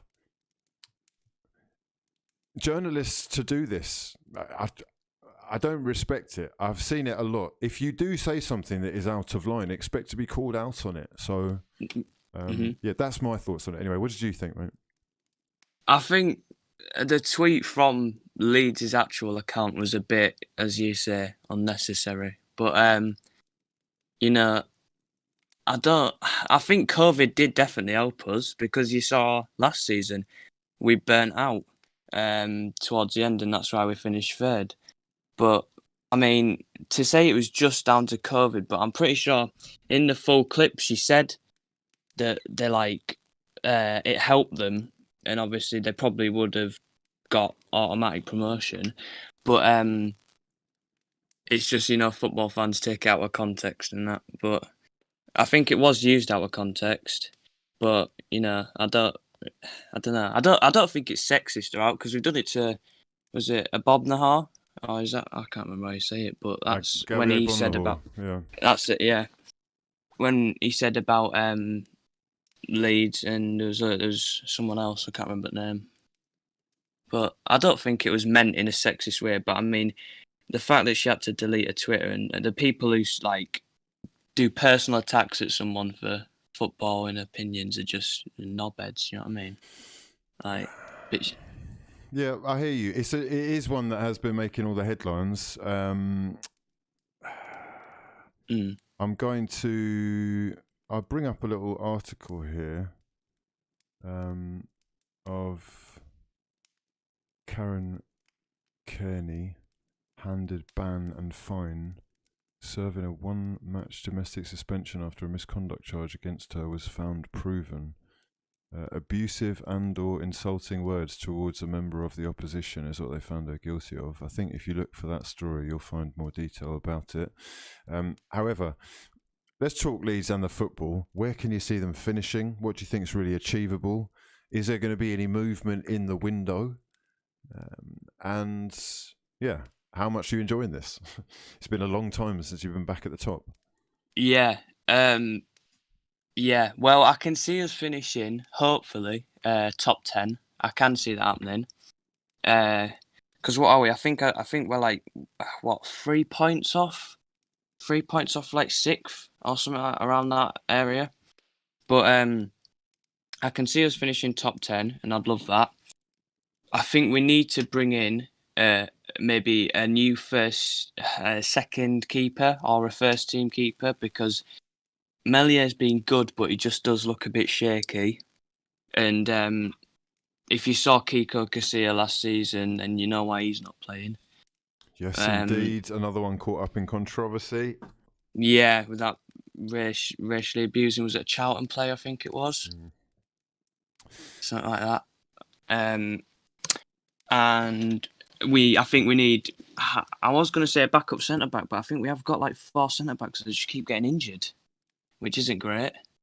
And we do need a kind of a creative playmaker, attacking midfielder, like a Pablo Hernandez, because he was one of the main reasons why we went up last season, because he came up with so many good goals and assists and just makes things happen. But it's not really happening for him this season. So.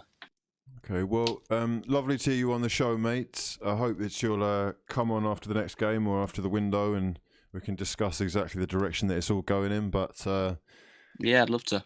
Yeah, long may the entertainment continue. Bielsa's son, huge Leeds United fan, complaining about the media's flip-flop nature and their seeming obsession with this newly promoted side, who are against all odds actually not doing that badly in the league. 12th in the league, not bad after 17 games.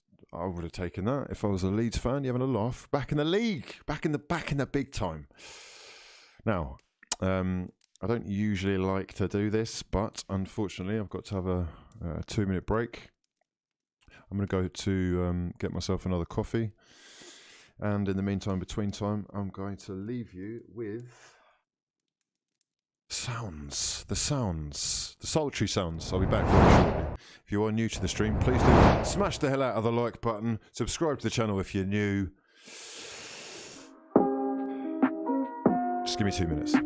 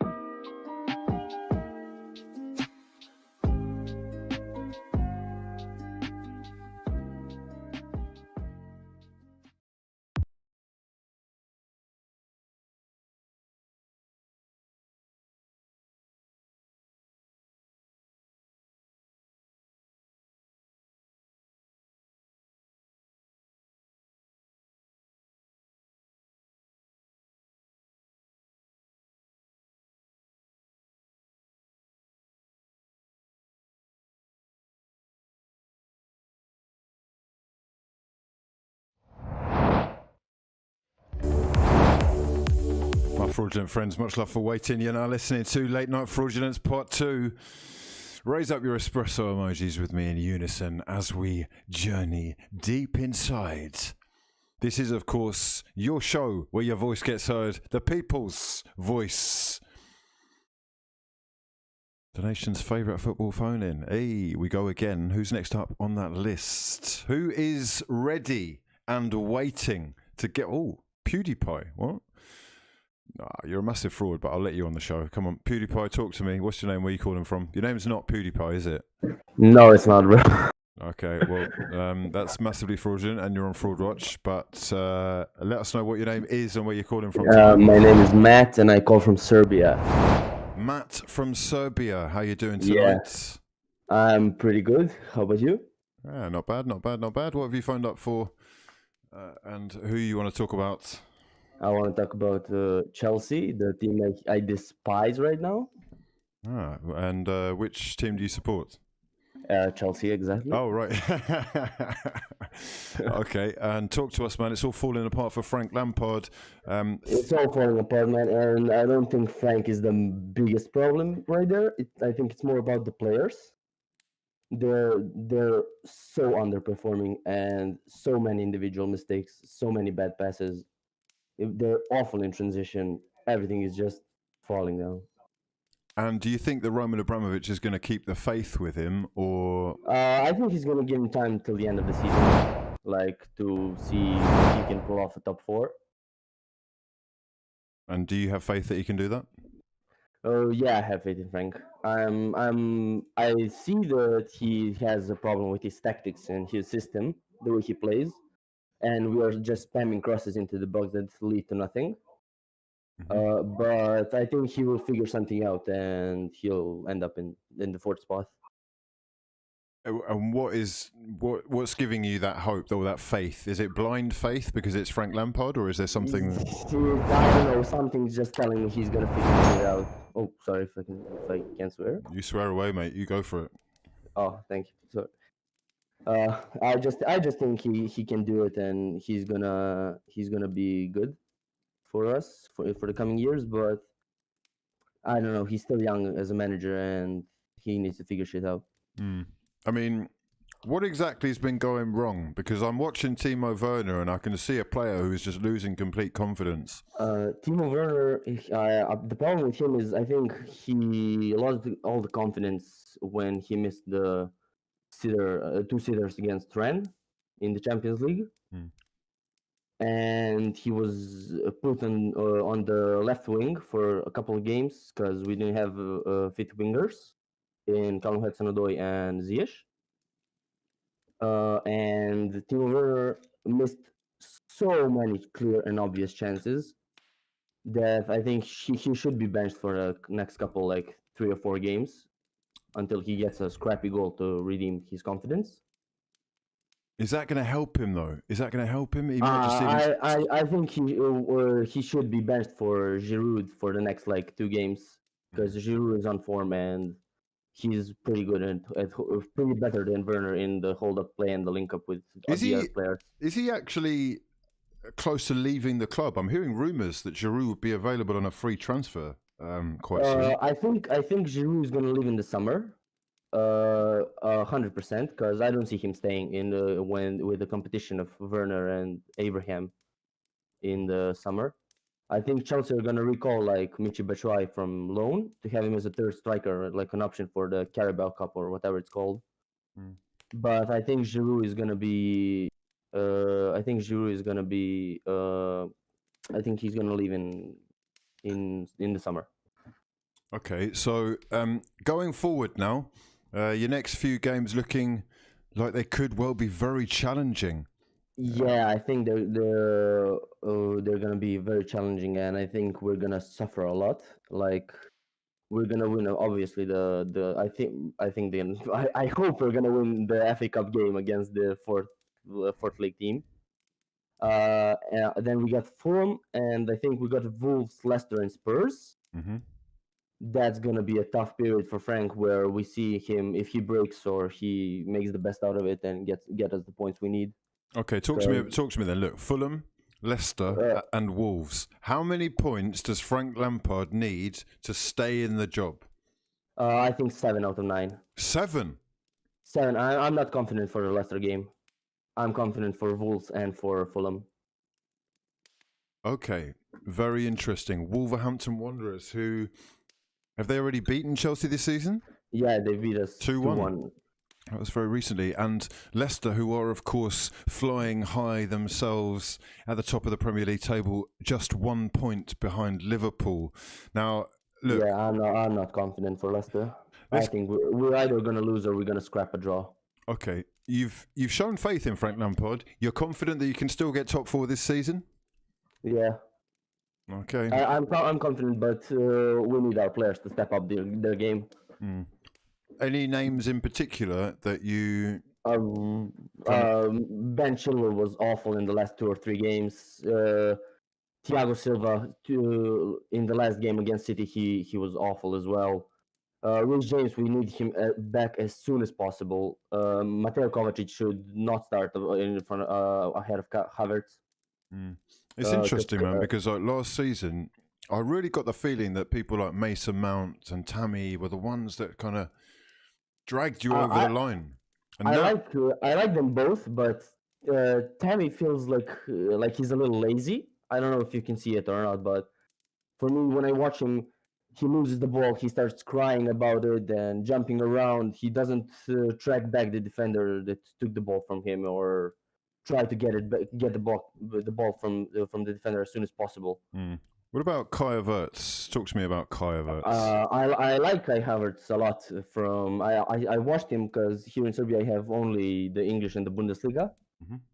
So I watched a lot of Leverkusen games with Kai Havertz. I love him a lot. I was so happy when we signed him. He did struggle a lot, and he is in really bad form. But from what I've seen, when he came off the bench in the last 2 games, it looks like he's redeeming his form from the days in Leverkusen back. He started to link up with some players like Callum Hudson-Odoi this season really well. So I wish I see them to play on the right side of Kai Havertz on the right side of the midfield and Hudson-Odoi on the right wing. Because them two are linking up so well this season. They have, I think, 3 or 4 goals combined together already in 4 starts of Hudson-Odoi. And he's a generational talent of 100%. Wow, sensational scenes. That is a huge shout. Listen, mate, I want to know your predictions. You've given us top 4. Give us your predictions for the next game. That much is never a certainty in this league this season. Fulham, obviously, it's a derby. It's not just Fulham. It's a derby. It's gonna be tough, and Fulham are playing really, really well right now. They made Liverpool tough for Liverpool, not for them. Sorry, and they're playing really well right now. They're in a bad spot in the league. They might get relegated, but I think they're gonna give us a hard time going against them, and it's gonna be tough, man. I see us winning it, but it won't be easy. It's gonna be like a 2-1, 2-1, 1-0, something like that. A one goal lead is gonna win us the game. Huge calls. Much love for getting involved, bro. I hope you're coming again. Chelsea fan in the building. Thank you. Kai Havertz, many have called him a flop. He has just called him a generational talent. He also called Tammy Abraham lazy, which I've never heard before. Genuinely never heard before. Timo Werner's fraudulence has meant that he would prefer Olivier Giroud to start. When will Timo Werner start to hit the target more? He doesn't look confident at all, does he? And it could cost Frank his job. 7 points from the next 9 is what he demanded. Who else have we got lining up? Next up on that list, I believe we have a Manchester United fan. It's Rojo's red card. Rojo's red card, live and exclusive on Late Night Fraudulencia. Much love to your mother for getting involved. Let us know your name and where you're calling from. My name's Seth and I'm calling from Bradford. Seth from Bradford. How you doing, my friend? I'm fantastic. How about you? Great. It sounds like you're a Manchester United fan, flying high, spirits on cloud 9 right now. Surely you believe that 21 is possible. don't want to get too hasty about it. I think, we've been through a lot of pain, and I don't think there'd be a greater pain than believing we could win this league and then losing it to Liverpool or Man City. So I'm just a bit hesitant. I'm just so happy of the progression, because if you look at this time last year, we were losing to, I think it was Burnley at the end of January 2020. And the stadium was empty. This was pre-Bruno, and things was just so bleak. Ollie's job was on the line. And you look now and you think anything's possible. So the progression is what's key for me. And if May comes around and we're still in the title race, lots of words. I feel like you're holding back a little bit because you've been scarred before, and even though it really is in your hands now, there's always this little bit of doubt in Manchester United's fans, because they know that in recent history, at least, you've let yourselves down massively. This squad looks slightly different. They look hungrier. There is the potential there for things to happen. A lot of people before the season were saying that they needed this, that, the other. Are you surprised even that they've managed to get to where they are? 100%. I mean, I think post Bruno, there was signs of sort of consistency and a different style of more, I don't want to say like dominant football and possession football, because I still don't think we've got to that yet. We're still more of a counter-attacking team. But I think it was 10 games after the Arsenal game, which I'm sure you enjoyed. I think 10 league games unbeaten, 8 wins, 2 draws or something like that. And it's just sort of come out of the blue. And it's not easy teams either. Villa, Wolves, Everton. We drew against City, who, everyone's tipping as the favourite for the title now. So it's just sort of come out of nowhere. What I think is a sort of a split in roads is this Carabao Cup game. I think everyone's sort of, brushing it off, but I think winning breeds winning. And if we can do something in that cup, I think then I'd be more serious about it if we beat City on Wednesday. So I've looked at this fixture, and I can see the pros of what you're talking about, but also the pros of losing and how that could... Exactly, yeah. It could kind of kickstart that, the jump start, the real feeling of, okay, we can't let this whole thing slip again, because we are... look, United are potentially up for a treble. I wouldn't go that far. Look, okay, all right, one step at a time, okay. Top 4 and Champions League football, for starters, that would be something, but that looks to be a given right now. Although it is very open. Have you been impressed with anyone in particular at United? Is there a name that has really stood out as kind of carrying the weight of the club when needed most? Obviously there's Bruno Fernandes, but I think enough's been said about Bruno Fernandes, and I think Fred does not get the credit he deserves. Phenomenal. I think we're finally seeing why we paid so much for him.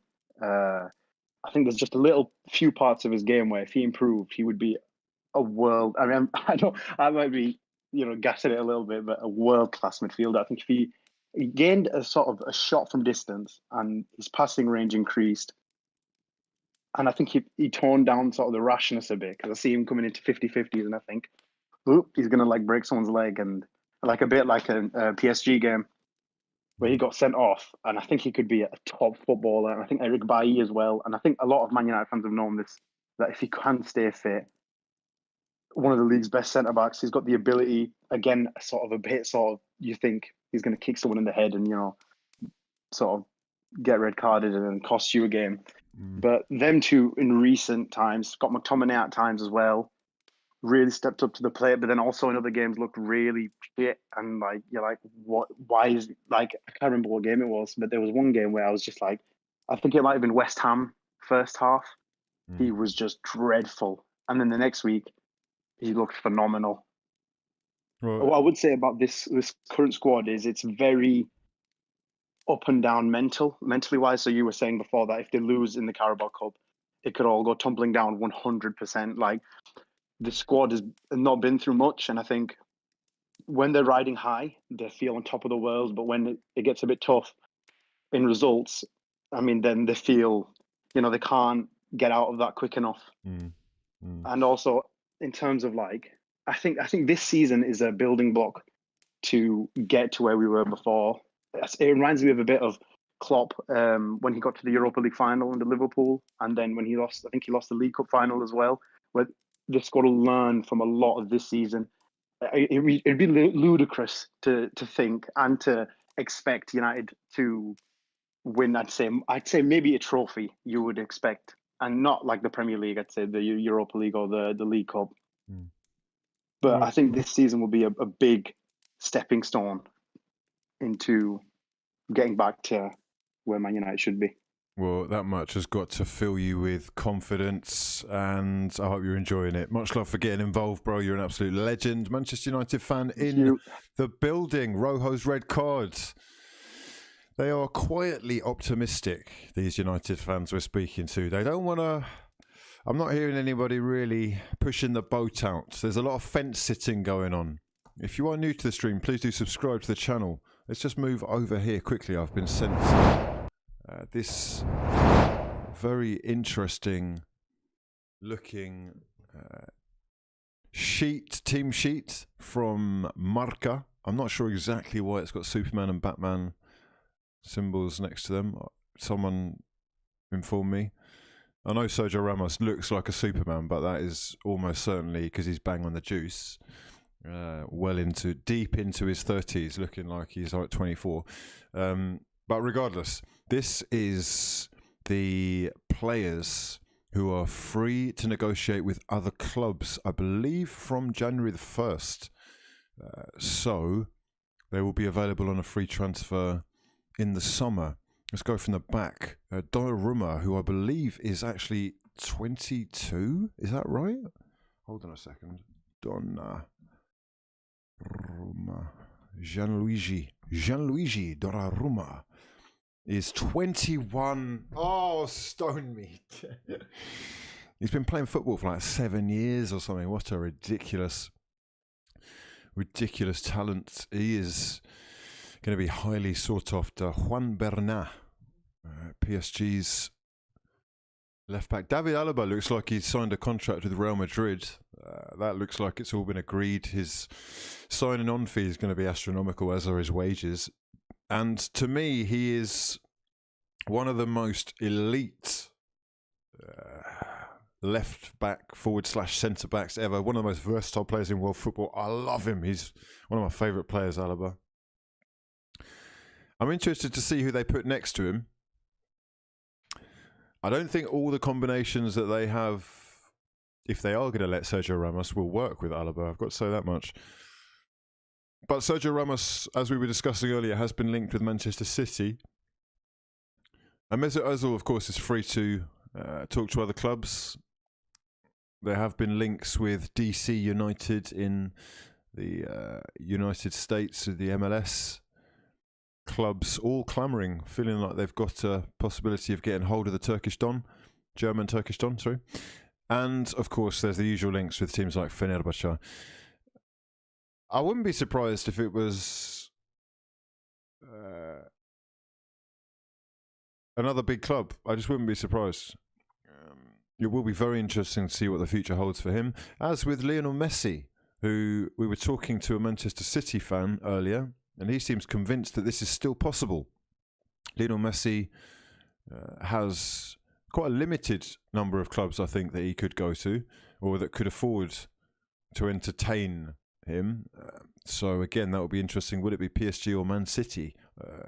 There was talk of Inter Milan, even of Juventus. I don't know how much truth there is in that, and I really don't ever expect to see Cristiano and Lionel Messi lining up on the same side unless it's a charity game, and they'd be missing something if they didn't put them on different sides, would they?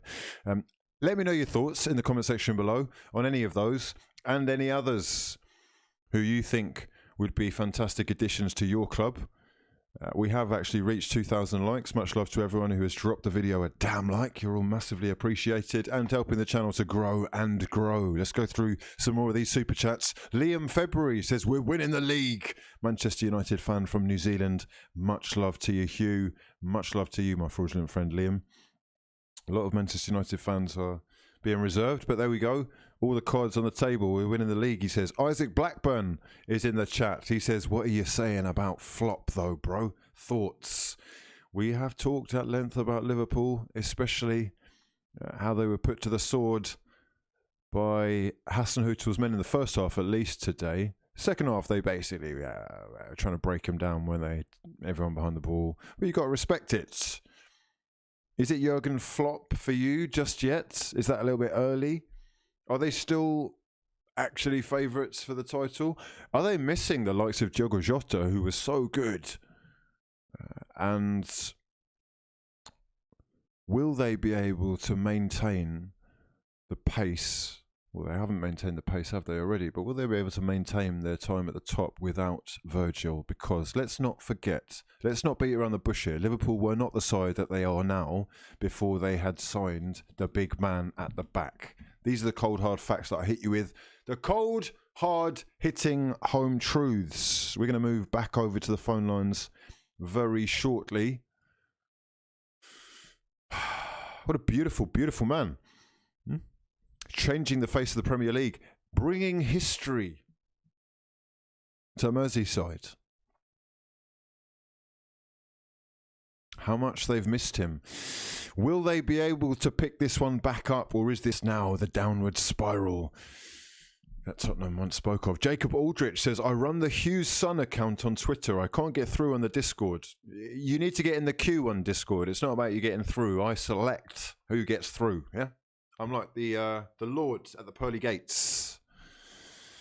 I'll open them when I see fit. All right? You just stand at the door. Yeah, queue.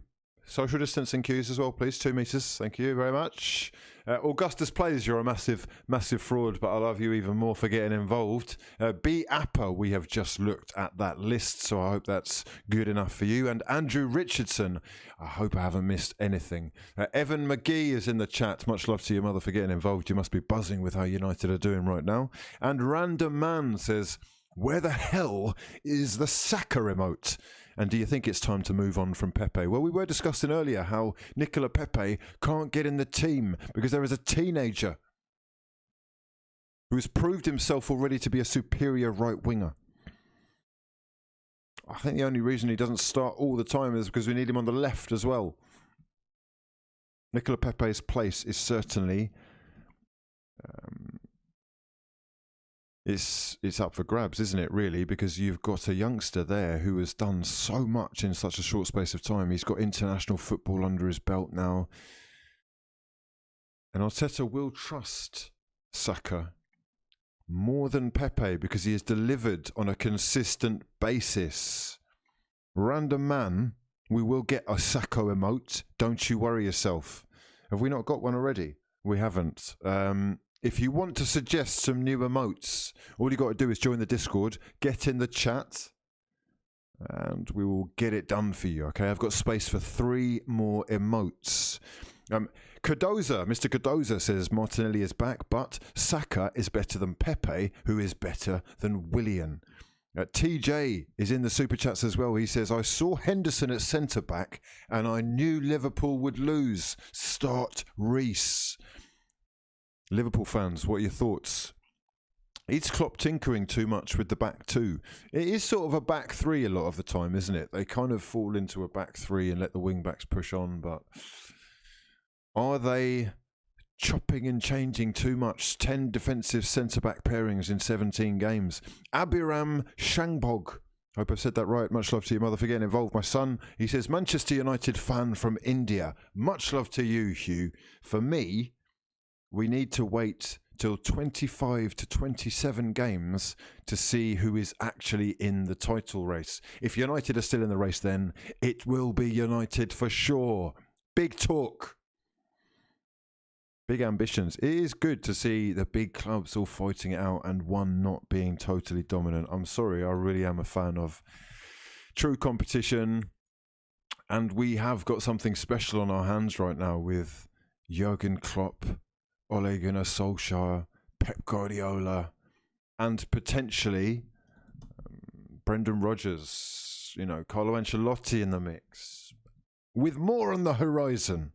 January could be a pivotal moment as well. Who's going to actually dip into the back pocket? Who's going to open up the war chest and get stuff done to see them over the line? Chris P says, how do I get on this fraudulent stream? Maybe Beckham's lining up a world-class old guard 2 years. PSG with Messi, Neymar, Mbappe and CR9. Is that possible? CR9? Is he not CR7 anymore? I don't know. We have got international fraudulence in the chat, though. I'm seeing a legend in the chat. Hold on a second. Let me just... Yep, there is an international footballer in the chat. History beckons. Gonna have to give a massive shout out to the main man. I'm going to bring up a shot of you that you will be very proud of. Here he is, a man in the chat right now, Mr. Jimmy Conrad, playing against, side by side with one of the greatest of all time. Huh? Look at this fraudulence. I know you were playing and just in awe at that time. Look at, he's rocking the Preds. He's rocking the Preds. Old school Preds. With the tucked over tongue. Look at this kit as well. Have you still got that kit? Or did you swap it for...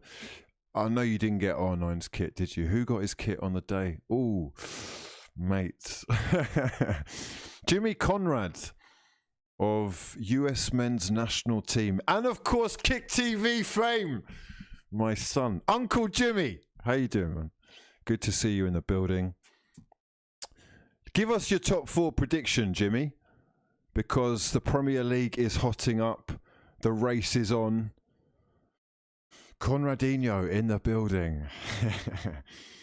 Chris P, yeah, please do get into the Discord as well. The links are in the description box below. This is Late Night Fraudulence, the nation's favourite, the world's favourite football phone-in. We're going to move back over to the phone line straight away. And we are going to be talking to none other than Evan the Big Mac. Evan the Big Mac, you are live and exclusive on Late Night Fraudulence. Where are you calling from? And what is that? Are those the flavours in your profile picture? You got the flavours, yeah? Flavours are on deck. These are troubling times for many. Nah, he's a massive fraud. You're looking like a massive fraud, Evan, and you're going to be put on fraud watch. You got about 4 seconds. Oh, mate, I tried to give you the build-up as well. You've already had 10 seconds. You're getting turfed. Unbelievable scenes. If you are looking to get on the show, you're in the queue. Be ready. I'm coming to our next guest, who is Klopp's son. Klopp's son, you're now live and exclusive on Late Night Fraudulence. Much love for getting involved, bro. Senor Hugh. My son, how you doing? Buenas noches. I'm good. Talk to me then, Mel. What's on your mind? You know, a little bit frustrated with today's defeat, but you know, that's life. That's how we have to endure right now. That's life. That's life. Okay. Yeah, you're a Liverpool fan then, I'm presuming. Yeah. Yes, son. So yeah, we have dropped the ball lately. We have been underperforming, and you know, it's been a little bit frustrated that it hasn't really calmed down because of the defenders' injuries. It's just that we have a couple of players that are not at the moment playing really well, such as I will say Trent is not being himself like he has in the last couple of 2 seasons. Yeah. And I say Salah has gone, like, you know, he's been great this season overall, but like for the last month he's not being, like, you know, he's not being good. You're right. He looks a shadow of his former self, and right now you're going to need those big guys to turn up. Today, you've come up against a side who work their asses off. They're intense as anything. They press high up the pitch, and you couldn't deal with it. But away from home in general, Liverpool have been suspect. What is the reason behind that poor form? Well, I think it's just the poor form of the players that I've been telling you. Like overall, I cannot. It's been a couple of reasons. Going forward, we haven't been able to break teams like we used to because we haven't been getting the balls in the box like last couple of seasons. Like Trent used to pull those, used to be getting those assists left and right. Now we are only relying on Robertson to get assists, and then there's not much else going forward. We need to get the balls through the lines if we want to get goals. We haven't got a plan B lately, so that's why we been like a little bit deciphered by other teams. Okay, so it is a long season. There are plenty of people who are writing Liverpool off already, and they are going to do that at their own peril. You're bound to get a response, but is there anything in January, especially in the January transfer window, that you think the club need to do to make sure they give themselves the best opportunity, or is this squad capable of getting over the line still? I spoke with you before and I told you that we need a center back. Yes, we definitely need a center back because we cannot rely, if Fabinho gets injured, it's Henderson and Reece Williams in the back, or Nat Phillips, which they're being, Reece Williams has been good and Nat Phillips has been acceptable, but they're not the players that you'll be relying with confidence, Reece Williams has been good, but he's too slow, and Nat Phillips he's being okay, but he doesn't know how to pass the ball for his sake. Yeah. He's very no-nonsense defender. There's another no-nonsense defender in this world. He may well still be in the stream. I'm going to bring up another picture of him. Here he is, looking adoringly on at Beck's. Was this Beck's last game in MLS, saying goodbye to LA Galaxy? Whereabouts are you based, man? I'm from New York. I got something else to say about Klopp's take today after the game, that he mentioned Manchester United, and everybody's being like, "Oh, he's cracking." But you know who we play next in the league? We play Manchester United. He's trying to play a little bit of mind games, and I think that's okay as long as he doesn't do that every weekend. You know what I mean? So I don't think he's cracking. He was smiling. No. He's cracking, bro. He's cracking. I'll tell you why he's cracking, right? Klopp is a little bit like me in that we're both winners, right? But also, you can read the person very easily. He's like a book, and you can see that not only is he obsessed by winning, he's obsessed by maintaining an air of not superiority, that's the wrong word, but the kind of family affair. And what's happening right now is the family's been torn apart. Couple of Donnies they're doing porridge. Yeah. They're locked up. Locked down, locked up. And the situation is that rivals who have been irrelevant for so long are a new added problem. Pep Guardiola is one thing. The money that they have been able to spend has made them into this incredible footballing side. The fact that they have a top coach there that they still have confidence in, that they know has a proven track record of bringing home titles. This is going to be a war now, and Klopp will be thinking about Manchester United. Whether you think it's rent-free, whether you think it's a crack or not, that's pressure. He's been there, I don't think it's nothing. I think it's more of a mind games. I know he's a serial winner. He wants to win. He doesn't like to lose. But I it's my opinion. I could be wrong. No, listen. No. Listen, you come on this show, then you say together with me, # never wrong. Yeah, you hold your opinion close to your heart and you say it with chest. Okay. Can I say something else? You hit me with that. Hit me with the hard home truths, bro. Last time that I called, I said in the call that I thought that Chelsea were not going to be anywhere near the top. Like, they were going to be challenging for top 4, but not going for the league, and I gave Manchester City as the favorite to challenge for the title with Liverpool, and I still hold that opinion, and I think they are right now ahead as favorite, sadly for us, because they're gonna have a better run of games now after this little break.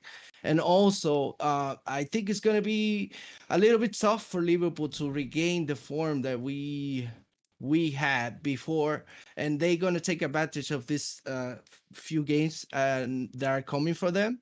I think we're gonna be back in good form, and we're gonna challenge for the title.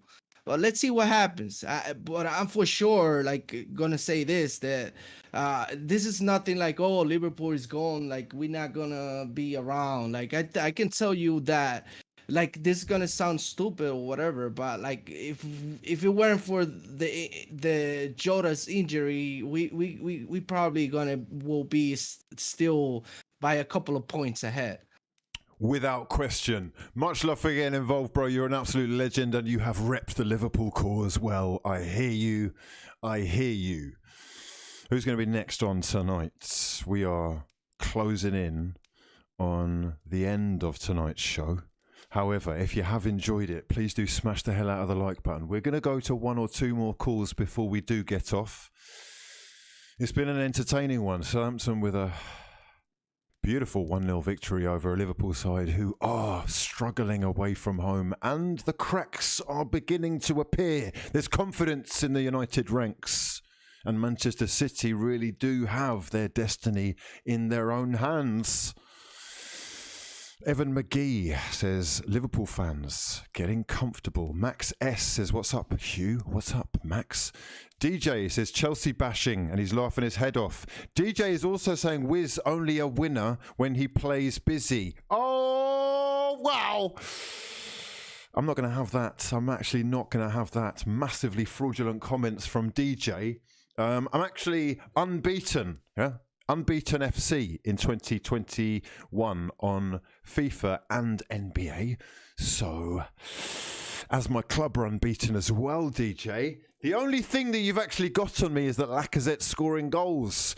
And I'm a winner in that as well because he plays for my team, you massive fraud. Get back in your little Morley's box, the back of the bottom of South London, and yeah. I'm going to test the Lord. Yeah. Okay, right. Let's go to the next call. Who we got up next? We have got Adrian's son.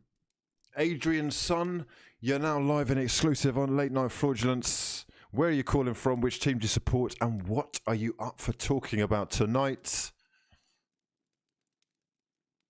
Adrian's son. Adrian's son is a massive fraud, and he's just wasted all of our time. You're on Fraud Watch, you massive bellend.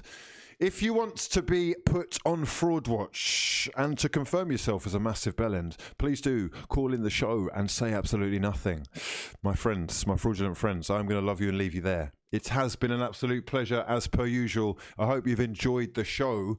This has been Late Night Fraudulence, the nation's favourite football phone-in. The late night phone-in for the real football fan. For now though, my name's been hughwizzy, and this has been a lot of fun. Peace, guys.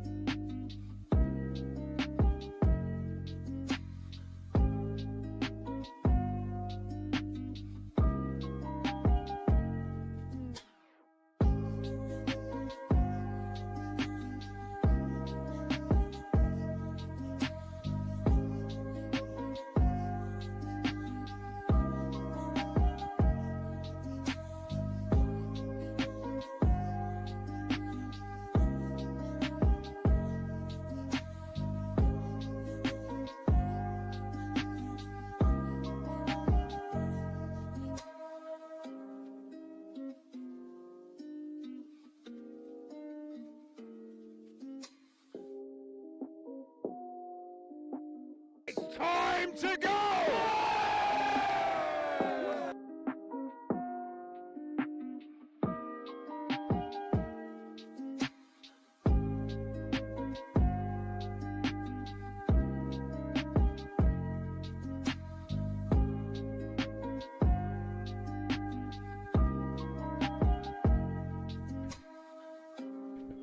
Much love to everyone who did tune into the stream.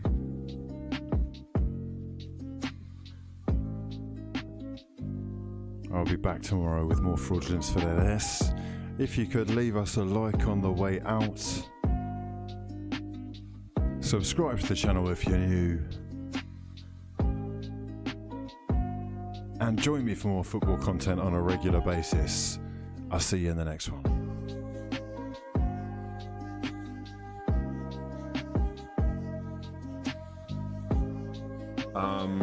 I would say that, be excited.